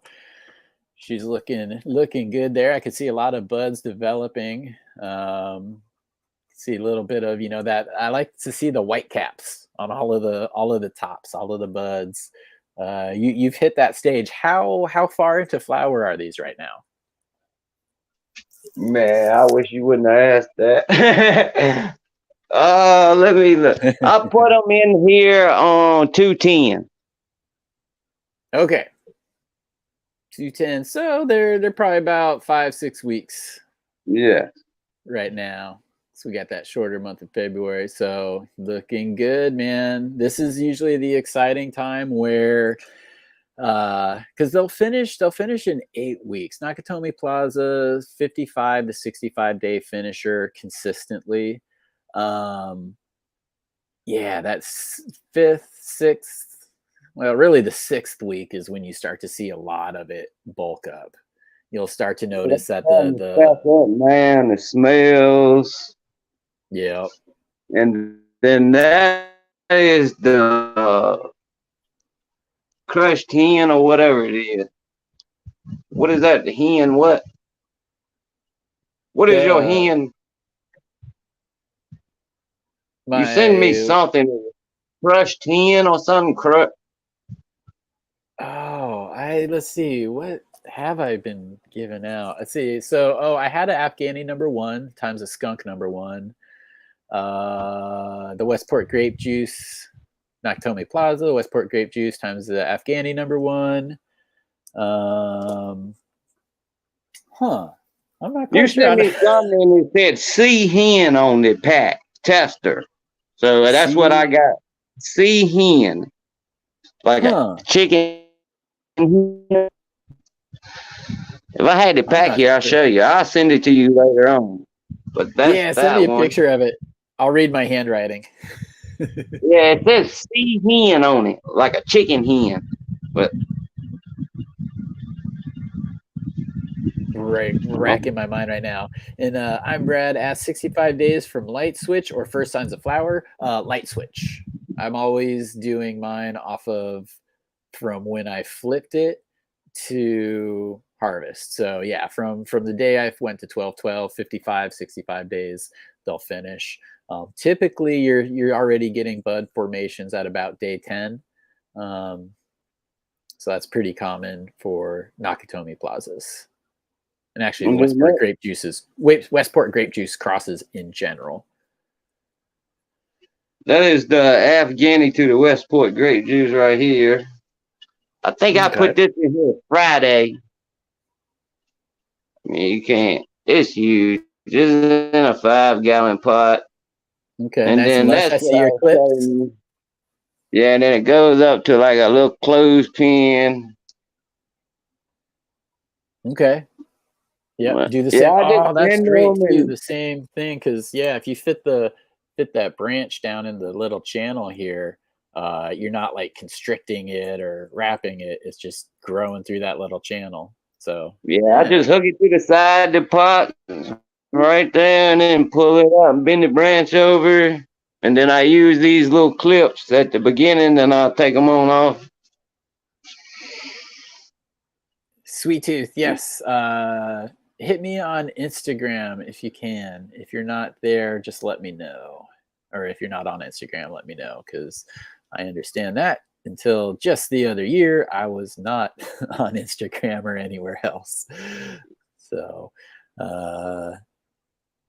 Man, they starting to stack up. Well, can't hardly touch them. They're so sticky. Yeah. Now, how did the fingers? What does the finger smell like there? Like I said, I'm getting peach. Okay. That's completely possible with the genetics. Completely possible. That's a great peachy smell. That's beautiful, man.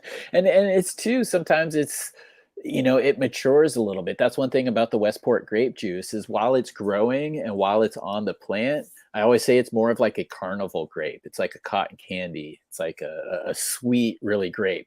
As it matures, as it dries, as it cures, it takes on more of like a wine grape, like rich and like deep flavors instead of like light and candy. It's like, ooh, that's a good grape with a little bit of gas on the back end. So that's the Westport grape juice, which is obviously a part of that one. Good question here, J page 2. Do I plan to F2 Nakatomi plazas? I might do it if somebody else does it. Hit it up. But I have other things in line first. I'll be getting close to that because I had that re-veg I did of the one Nakatomi Plaza out of that test group. And it re-vegged, it monster vegged. I can actually pull that out here in a second.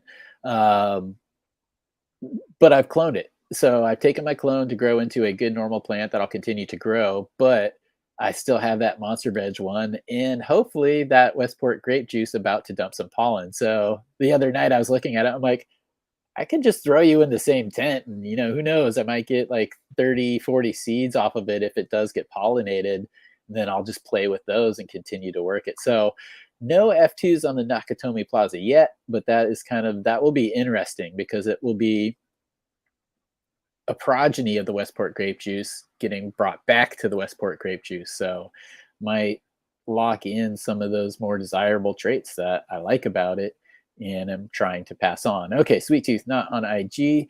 chad.westport@gmail.com. You can hit me up there, and I will be able to answer any questions you have. And I'd love to take a look at those pictures too, so that will be cool. The man with 5 types of hashes got the comments today. That's awesome. You're cracking me up, but I'm not putting it on the screen.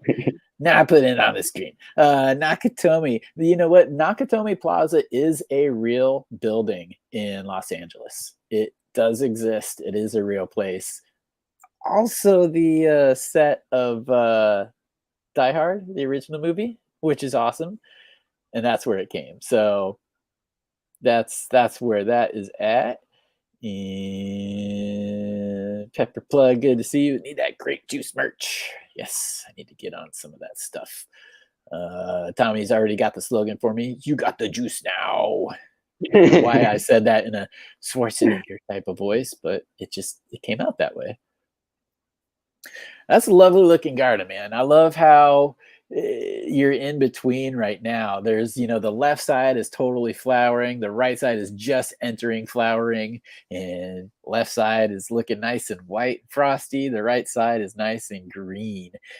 What is that white thing hanging down in the middle of your tent? What is that? Thermostat, not thermostat, for it's just like the pulse sensor thing. Okay, so it keeps the temperature. What does it do for you? It reads temperature, humidity, and everything. Okay. It's just like a thermostat, basically one of these. Perfect. Humidistat. Hey, I've got the same one here, man. We're Humidistat bros. Yeah. It's like a Bluetooth. It's basically like the cheaper Pulse. I think that's it. The Pulse one or whatever they sell. Pulse is a pretty common one, and there are a few different brands out there. Pulse is typically the one we hear about. Now, does it show on your phone, or where do you get this information or this readout? You can get it on your phone, and then it's got like a screen that's in another room in there, and it will beep or whatever. When it's just like the AC Infinity thing you got, basically. Got an app.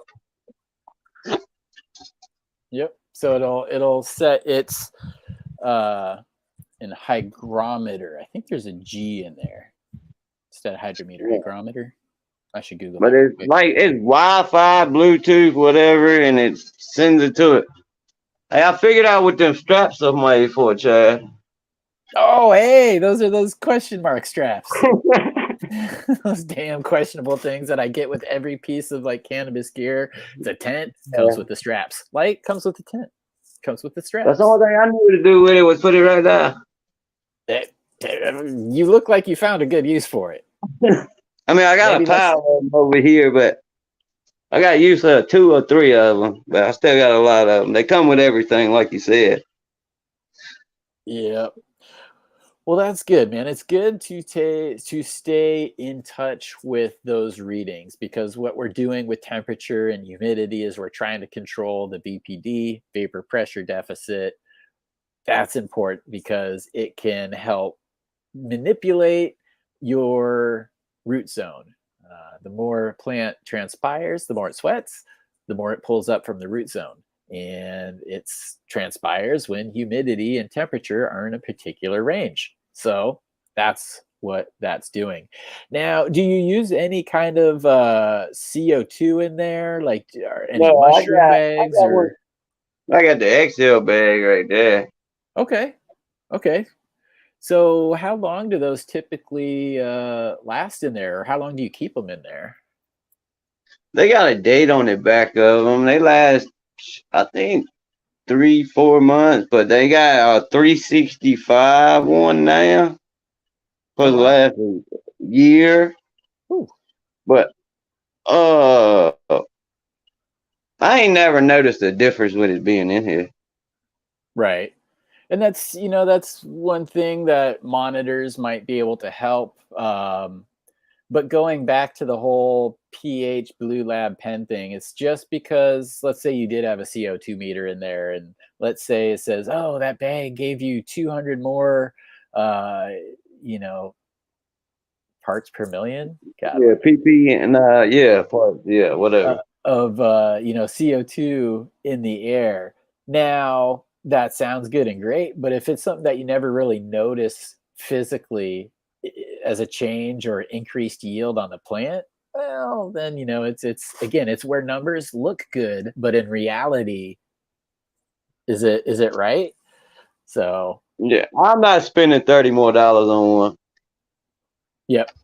Yep, it's and it's a good idea, and I see here, Evil Juice level up your grow, and that actually brings me to a good point too. You had that up on a shelf. CO2 is heavier than air, so it will fall. So yeah, typically you do want to, if you are using those exhale bags, you do want to place them kind of elevated, and then the CO2 just kind of will fall and disperse over the plant. So that is the way to do it. I've personally never gone that route. I'm in the room right now. Just the amount of extra CO2 I'm adding into the air from talking for, 2 hours, it keeps my levels in a good place, and it will actually elevate my level. So I've never gone the route of just supplementing, but those CO2 bags, very common. So I'm glad some people had questions on that.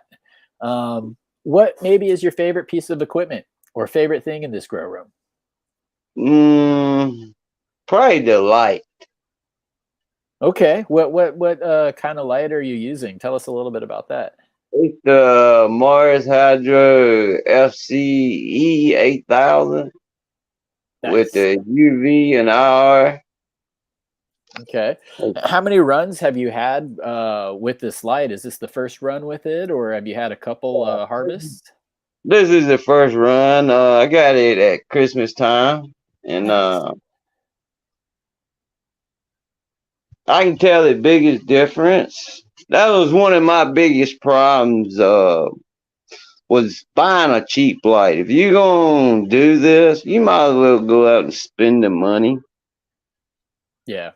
Get a good light, cause I bought a bunch of lights, like little bitty Amazon lights, $50 here, $100 here, $100 here. I mean, that adds on up. I could have been bought this light by now. So right. It is. If you're able to make that initial investment, by all means do it. If you're a week or two away from saving a little bit more to upgrade to the next step of light, by all means do it. Light's going to be an important driving factor in your garden. It's going to be something that you're always going to want. And if you increase the size of your tent, if you have a light that's strong enough, you may be able to move that over, so you don't have to buy a light again. I always try to encourage people to buy more than what they need at the moment, because pretty much everybody always wants to expand. And if you buy, a fan that just works for your 2x4, well, after 2 runs, you're like, I love this. I want a 4x4. If that fan is already maxed out in the 2x4, you got to buy a whole nother fan for that 4x4. But if you kind of buy above what you need at the moment, again, maybe that equipment could come with you into the next environment, save you a little bit of money there. But yeah, buying lights is important. And is this more wattage than what you were using before, or is it a similar wattage? It's I was using quantum boards before.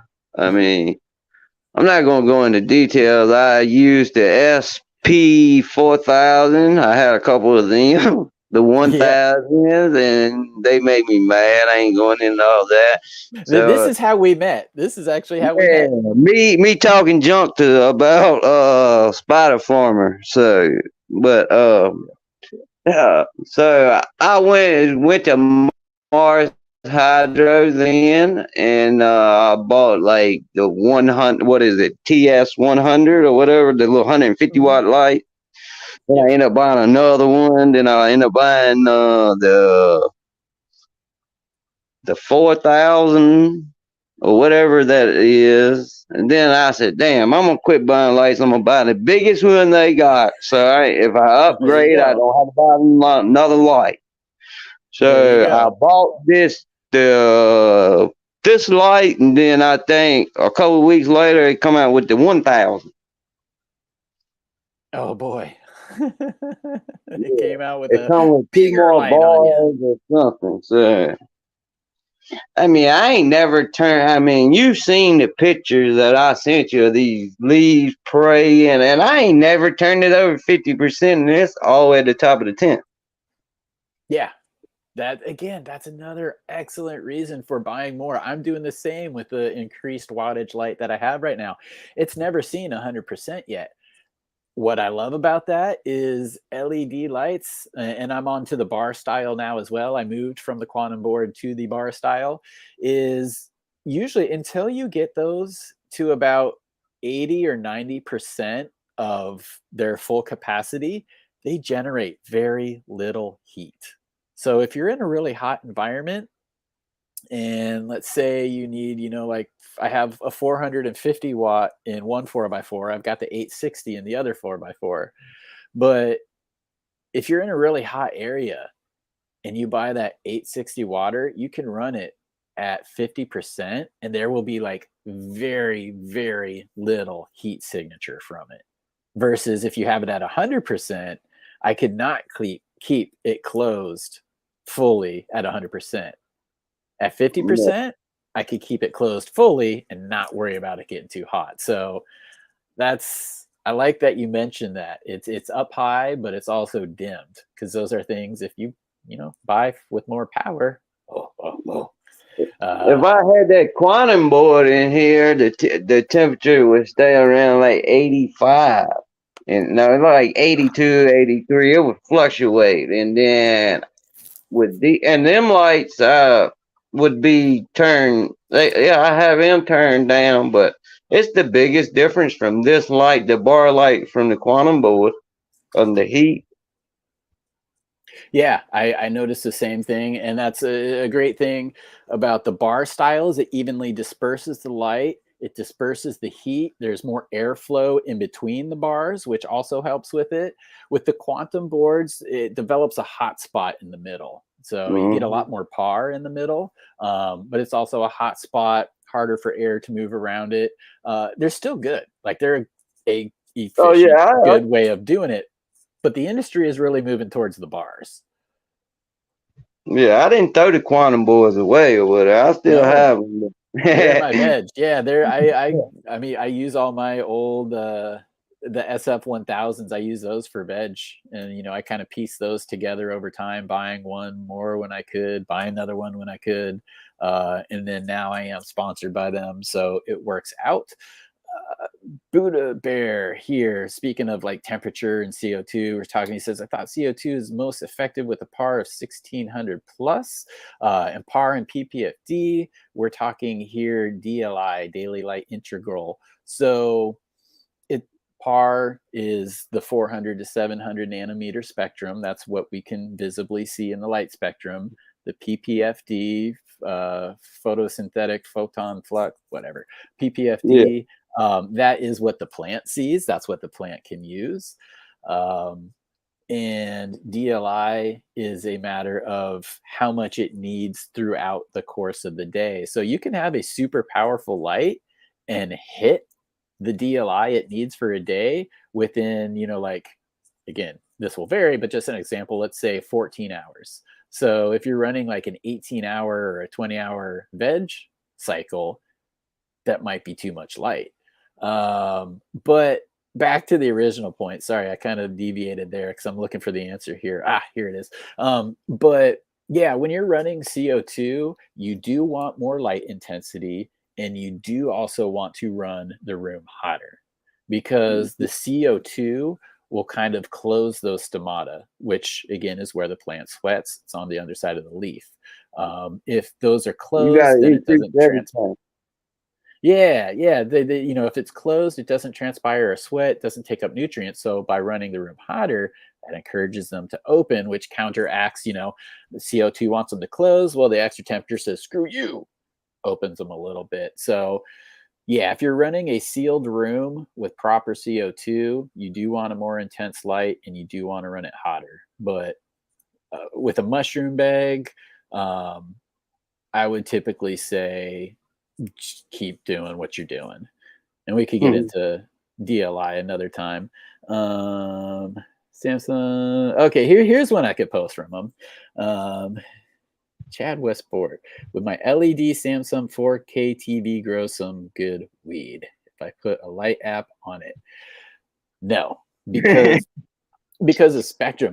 I mean, I totally see where the question comes from, because everybody, like, well, what kind of LEDs are on there? Are they the Samsungs? And I forget the particular model number, but Samsung is that was the choice of companies. And well, it's a Samsung TV, it's an LED. Why wouldn't it not work? Spectrum, though. Spectrum is what it comes down to. And again, just intensity as well. But I like the question. So I thought that I'd put that one up there for you today. One of those ones I can put up.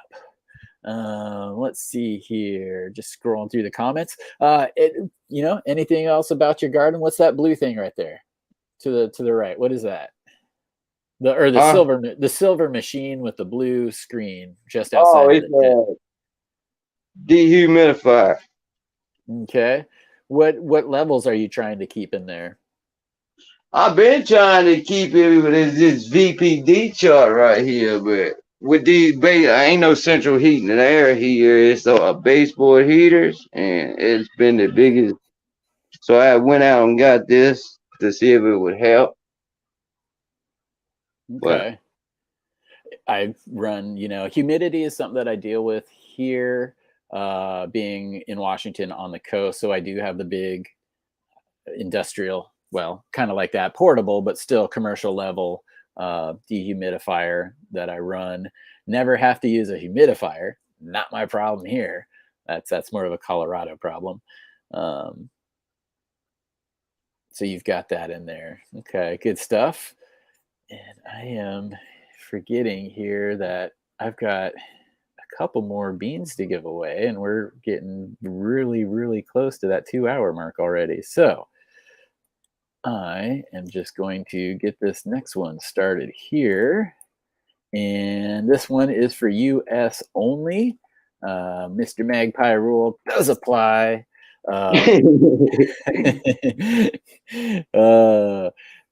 Whoops, wrong button.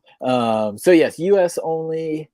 And this is for a pack. Let me actually pull these out here, because you're going to get a choice of the Boneyard seed. So everybody, if you are in the US, go ahead and in the chat, please type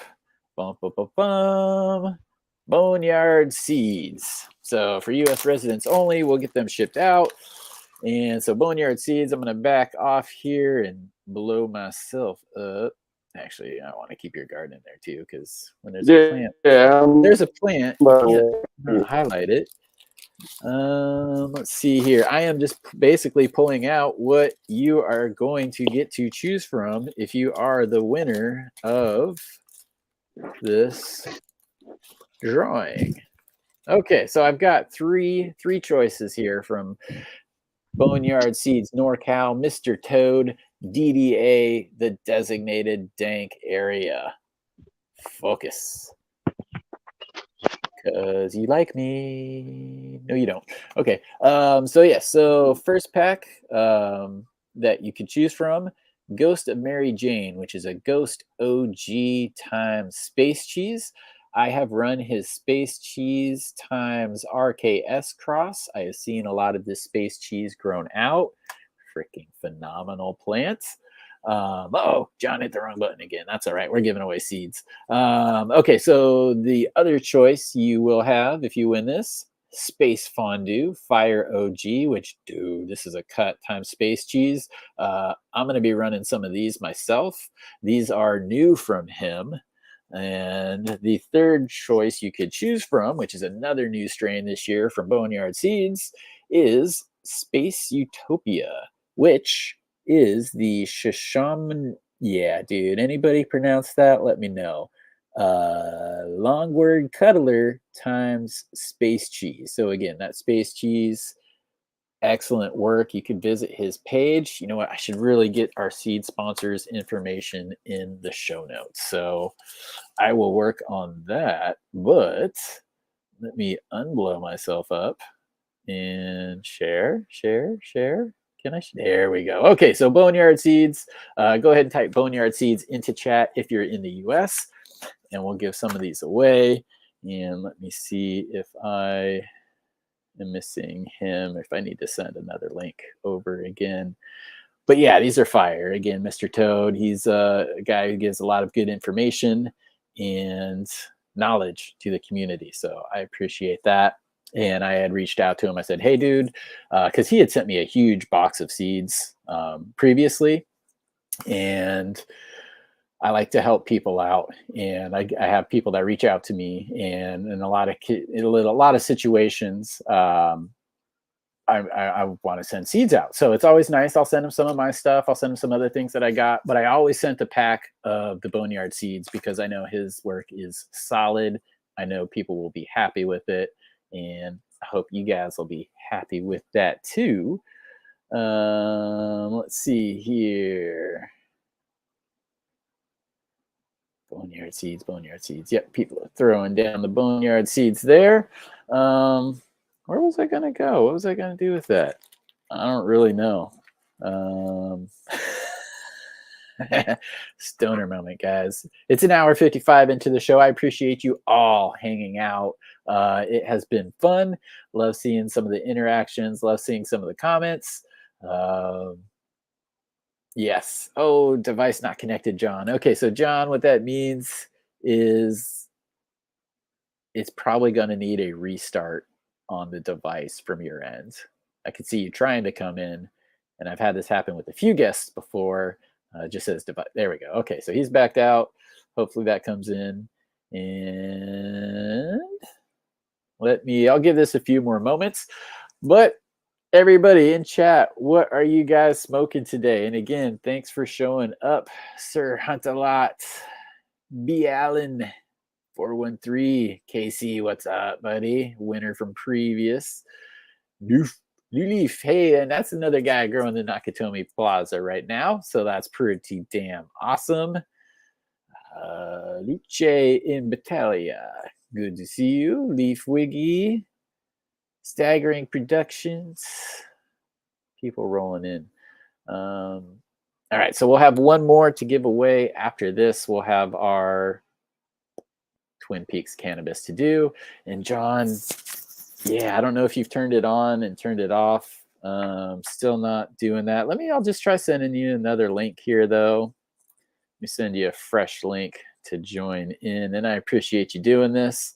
And again, I know this has happened to a guest in the past. I'm not exactly sure the answer for StreamYard.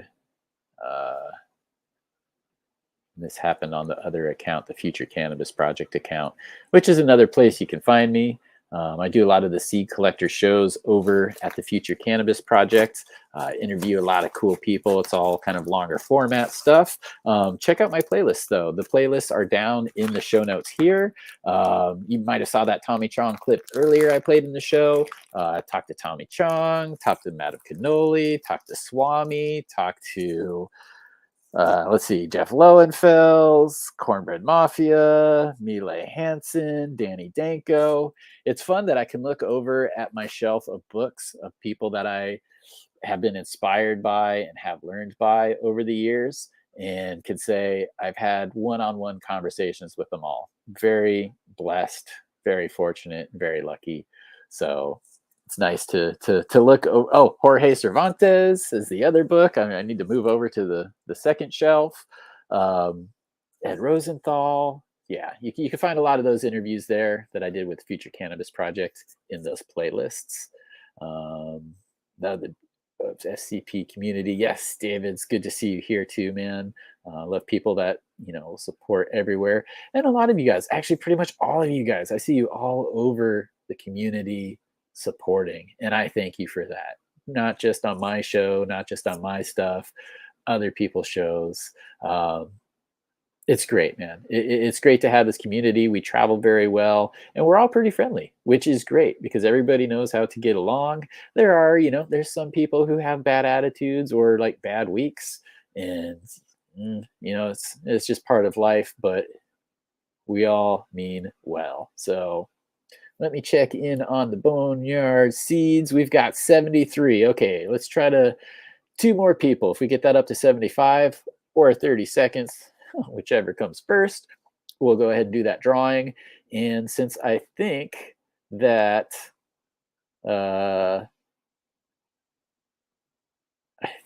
John is not going to be able to get back in. We've hit that weird StreamYard thing where it won't reconnect his device because he is trying to come in, but StreamYard is weird about not connecting cameras and microphones. So, all right, let's go back. We're at 74, 75. There we go. Good enough for me.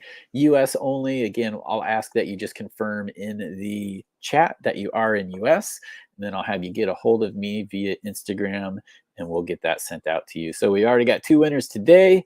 Who is going to win the Boneyard seeds? So good luck, everybody. Rolling, rolling, rolling. Rob Champ. Ooh, that's a cool little icon there. That looks a little Indiana Jones. Right on, buddy. Right on, Rob. Definitely just in chat. There's Shadow Mech. Bro, thank you for being very patient. I was mentioning in the beginning of the show that I have not got the show winners mailed from the previous episode. They'll be going out Monday, and the pack will be just a little bit fatter than I said because I appreciate your patience. So thanks for hanging in, and thanks for returning and not holding it against me that I'm kind of slow on shipping. But I preempted myself the other night. What did I do with it?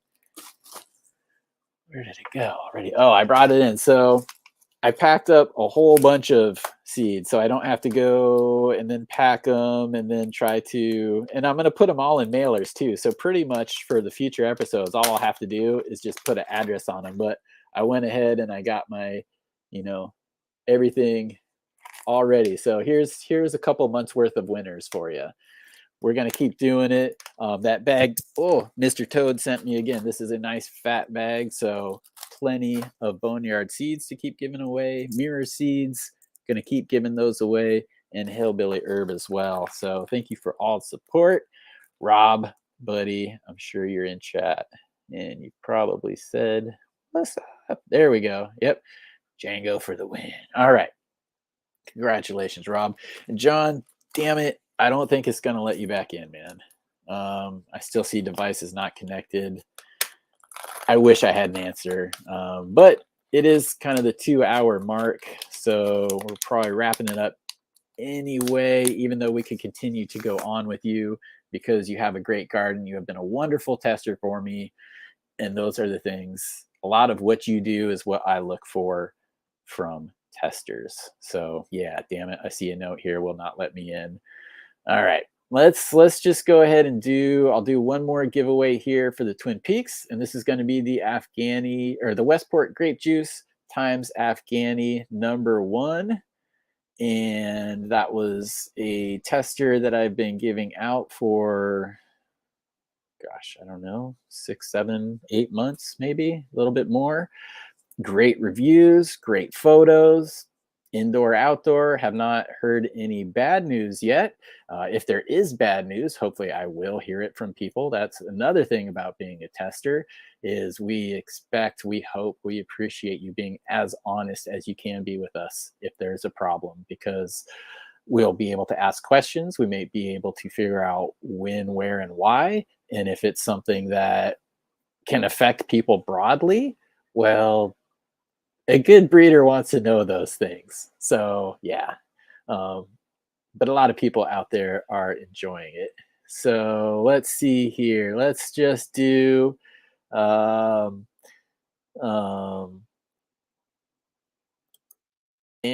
technology, because damn technology is preventing John from getting back in. So if you are in the US only, let's go ahead and wrap this one up real quick. We're giving away a pack of the Westport grape juice times Afghani #1.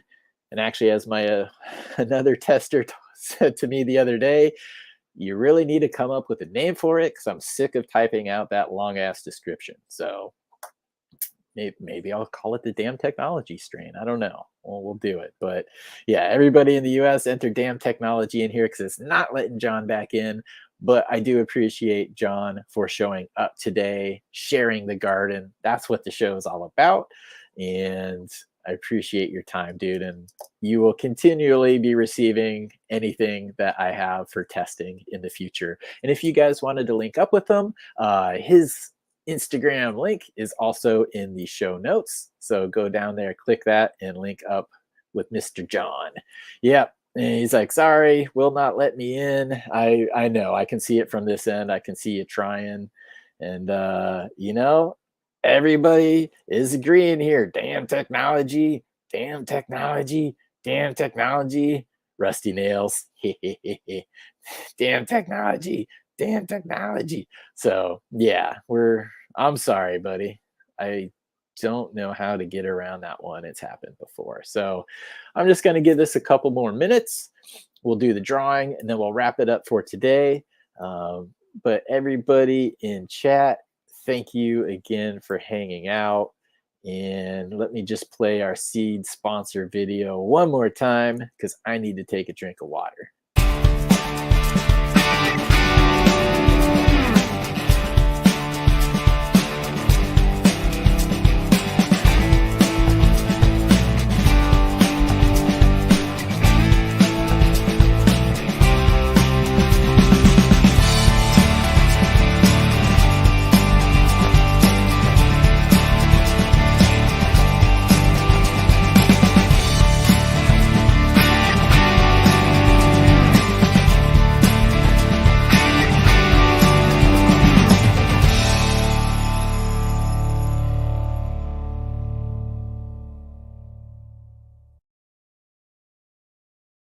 God, I love that. That was like stock music from the movie making software that I use. And that, if that is not midlife crisis rock, I don't know what is. So I enjoy it. I love it.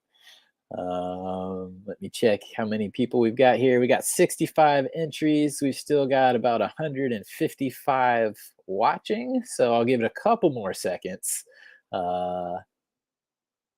Before yes, Mackie, FU technology. Well, hopefully the technology will work tomorrow because we got a hot date over on your channel. So hopefully we'll get technology to win.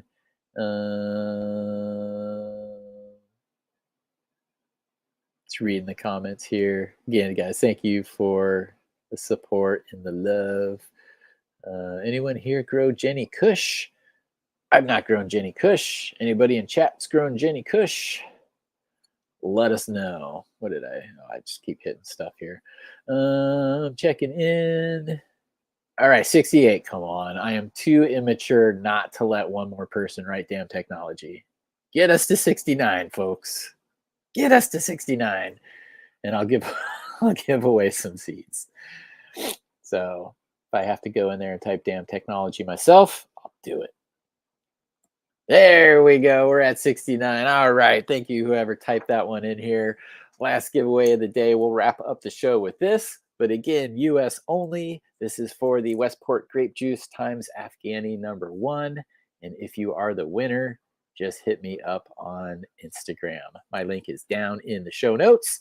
Good luck, everybody. And we got up to 72. So here we go. Let's see who's going to win this final pack of the day. Grow King, right on. Grow King has been here from the start. Congratulations to you, Grow King. Just please let me know in chat that you are indeed US only. And hit me up on Instagram.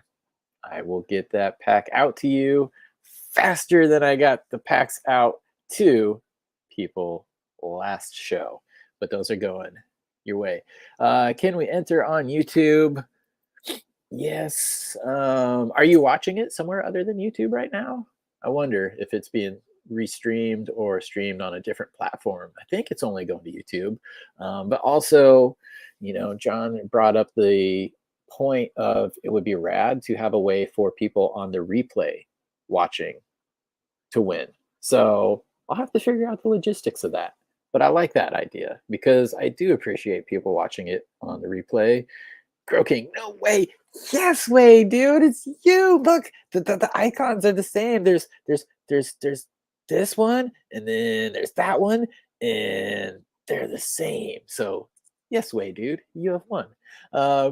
Just hit me up on Instagram, and we'll get those out to you. And hopefully, I order some more stickers too. Start sending those out again. I need to do that. Damn, great show, everybody. I appreciate you hanging out. Thank you for your time. I hope you have a great rest of your weekend. There are some wonderful shows on tonight and tomorrow. Tomorrow's always a full day. So, cannabis community, you rock. I'm out. I don't really know what else I should say, but I love you all. Thank you. Smoke up. Ooh, it's 5 minutes. 5 minutes. Load up, prepare, and have a great day, guys. Fuck you, Westport!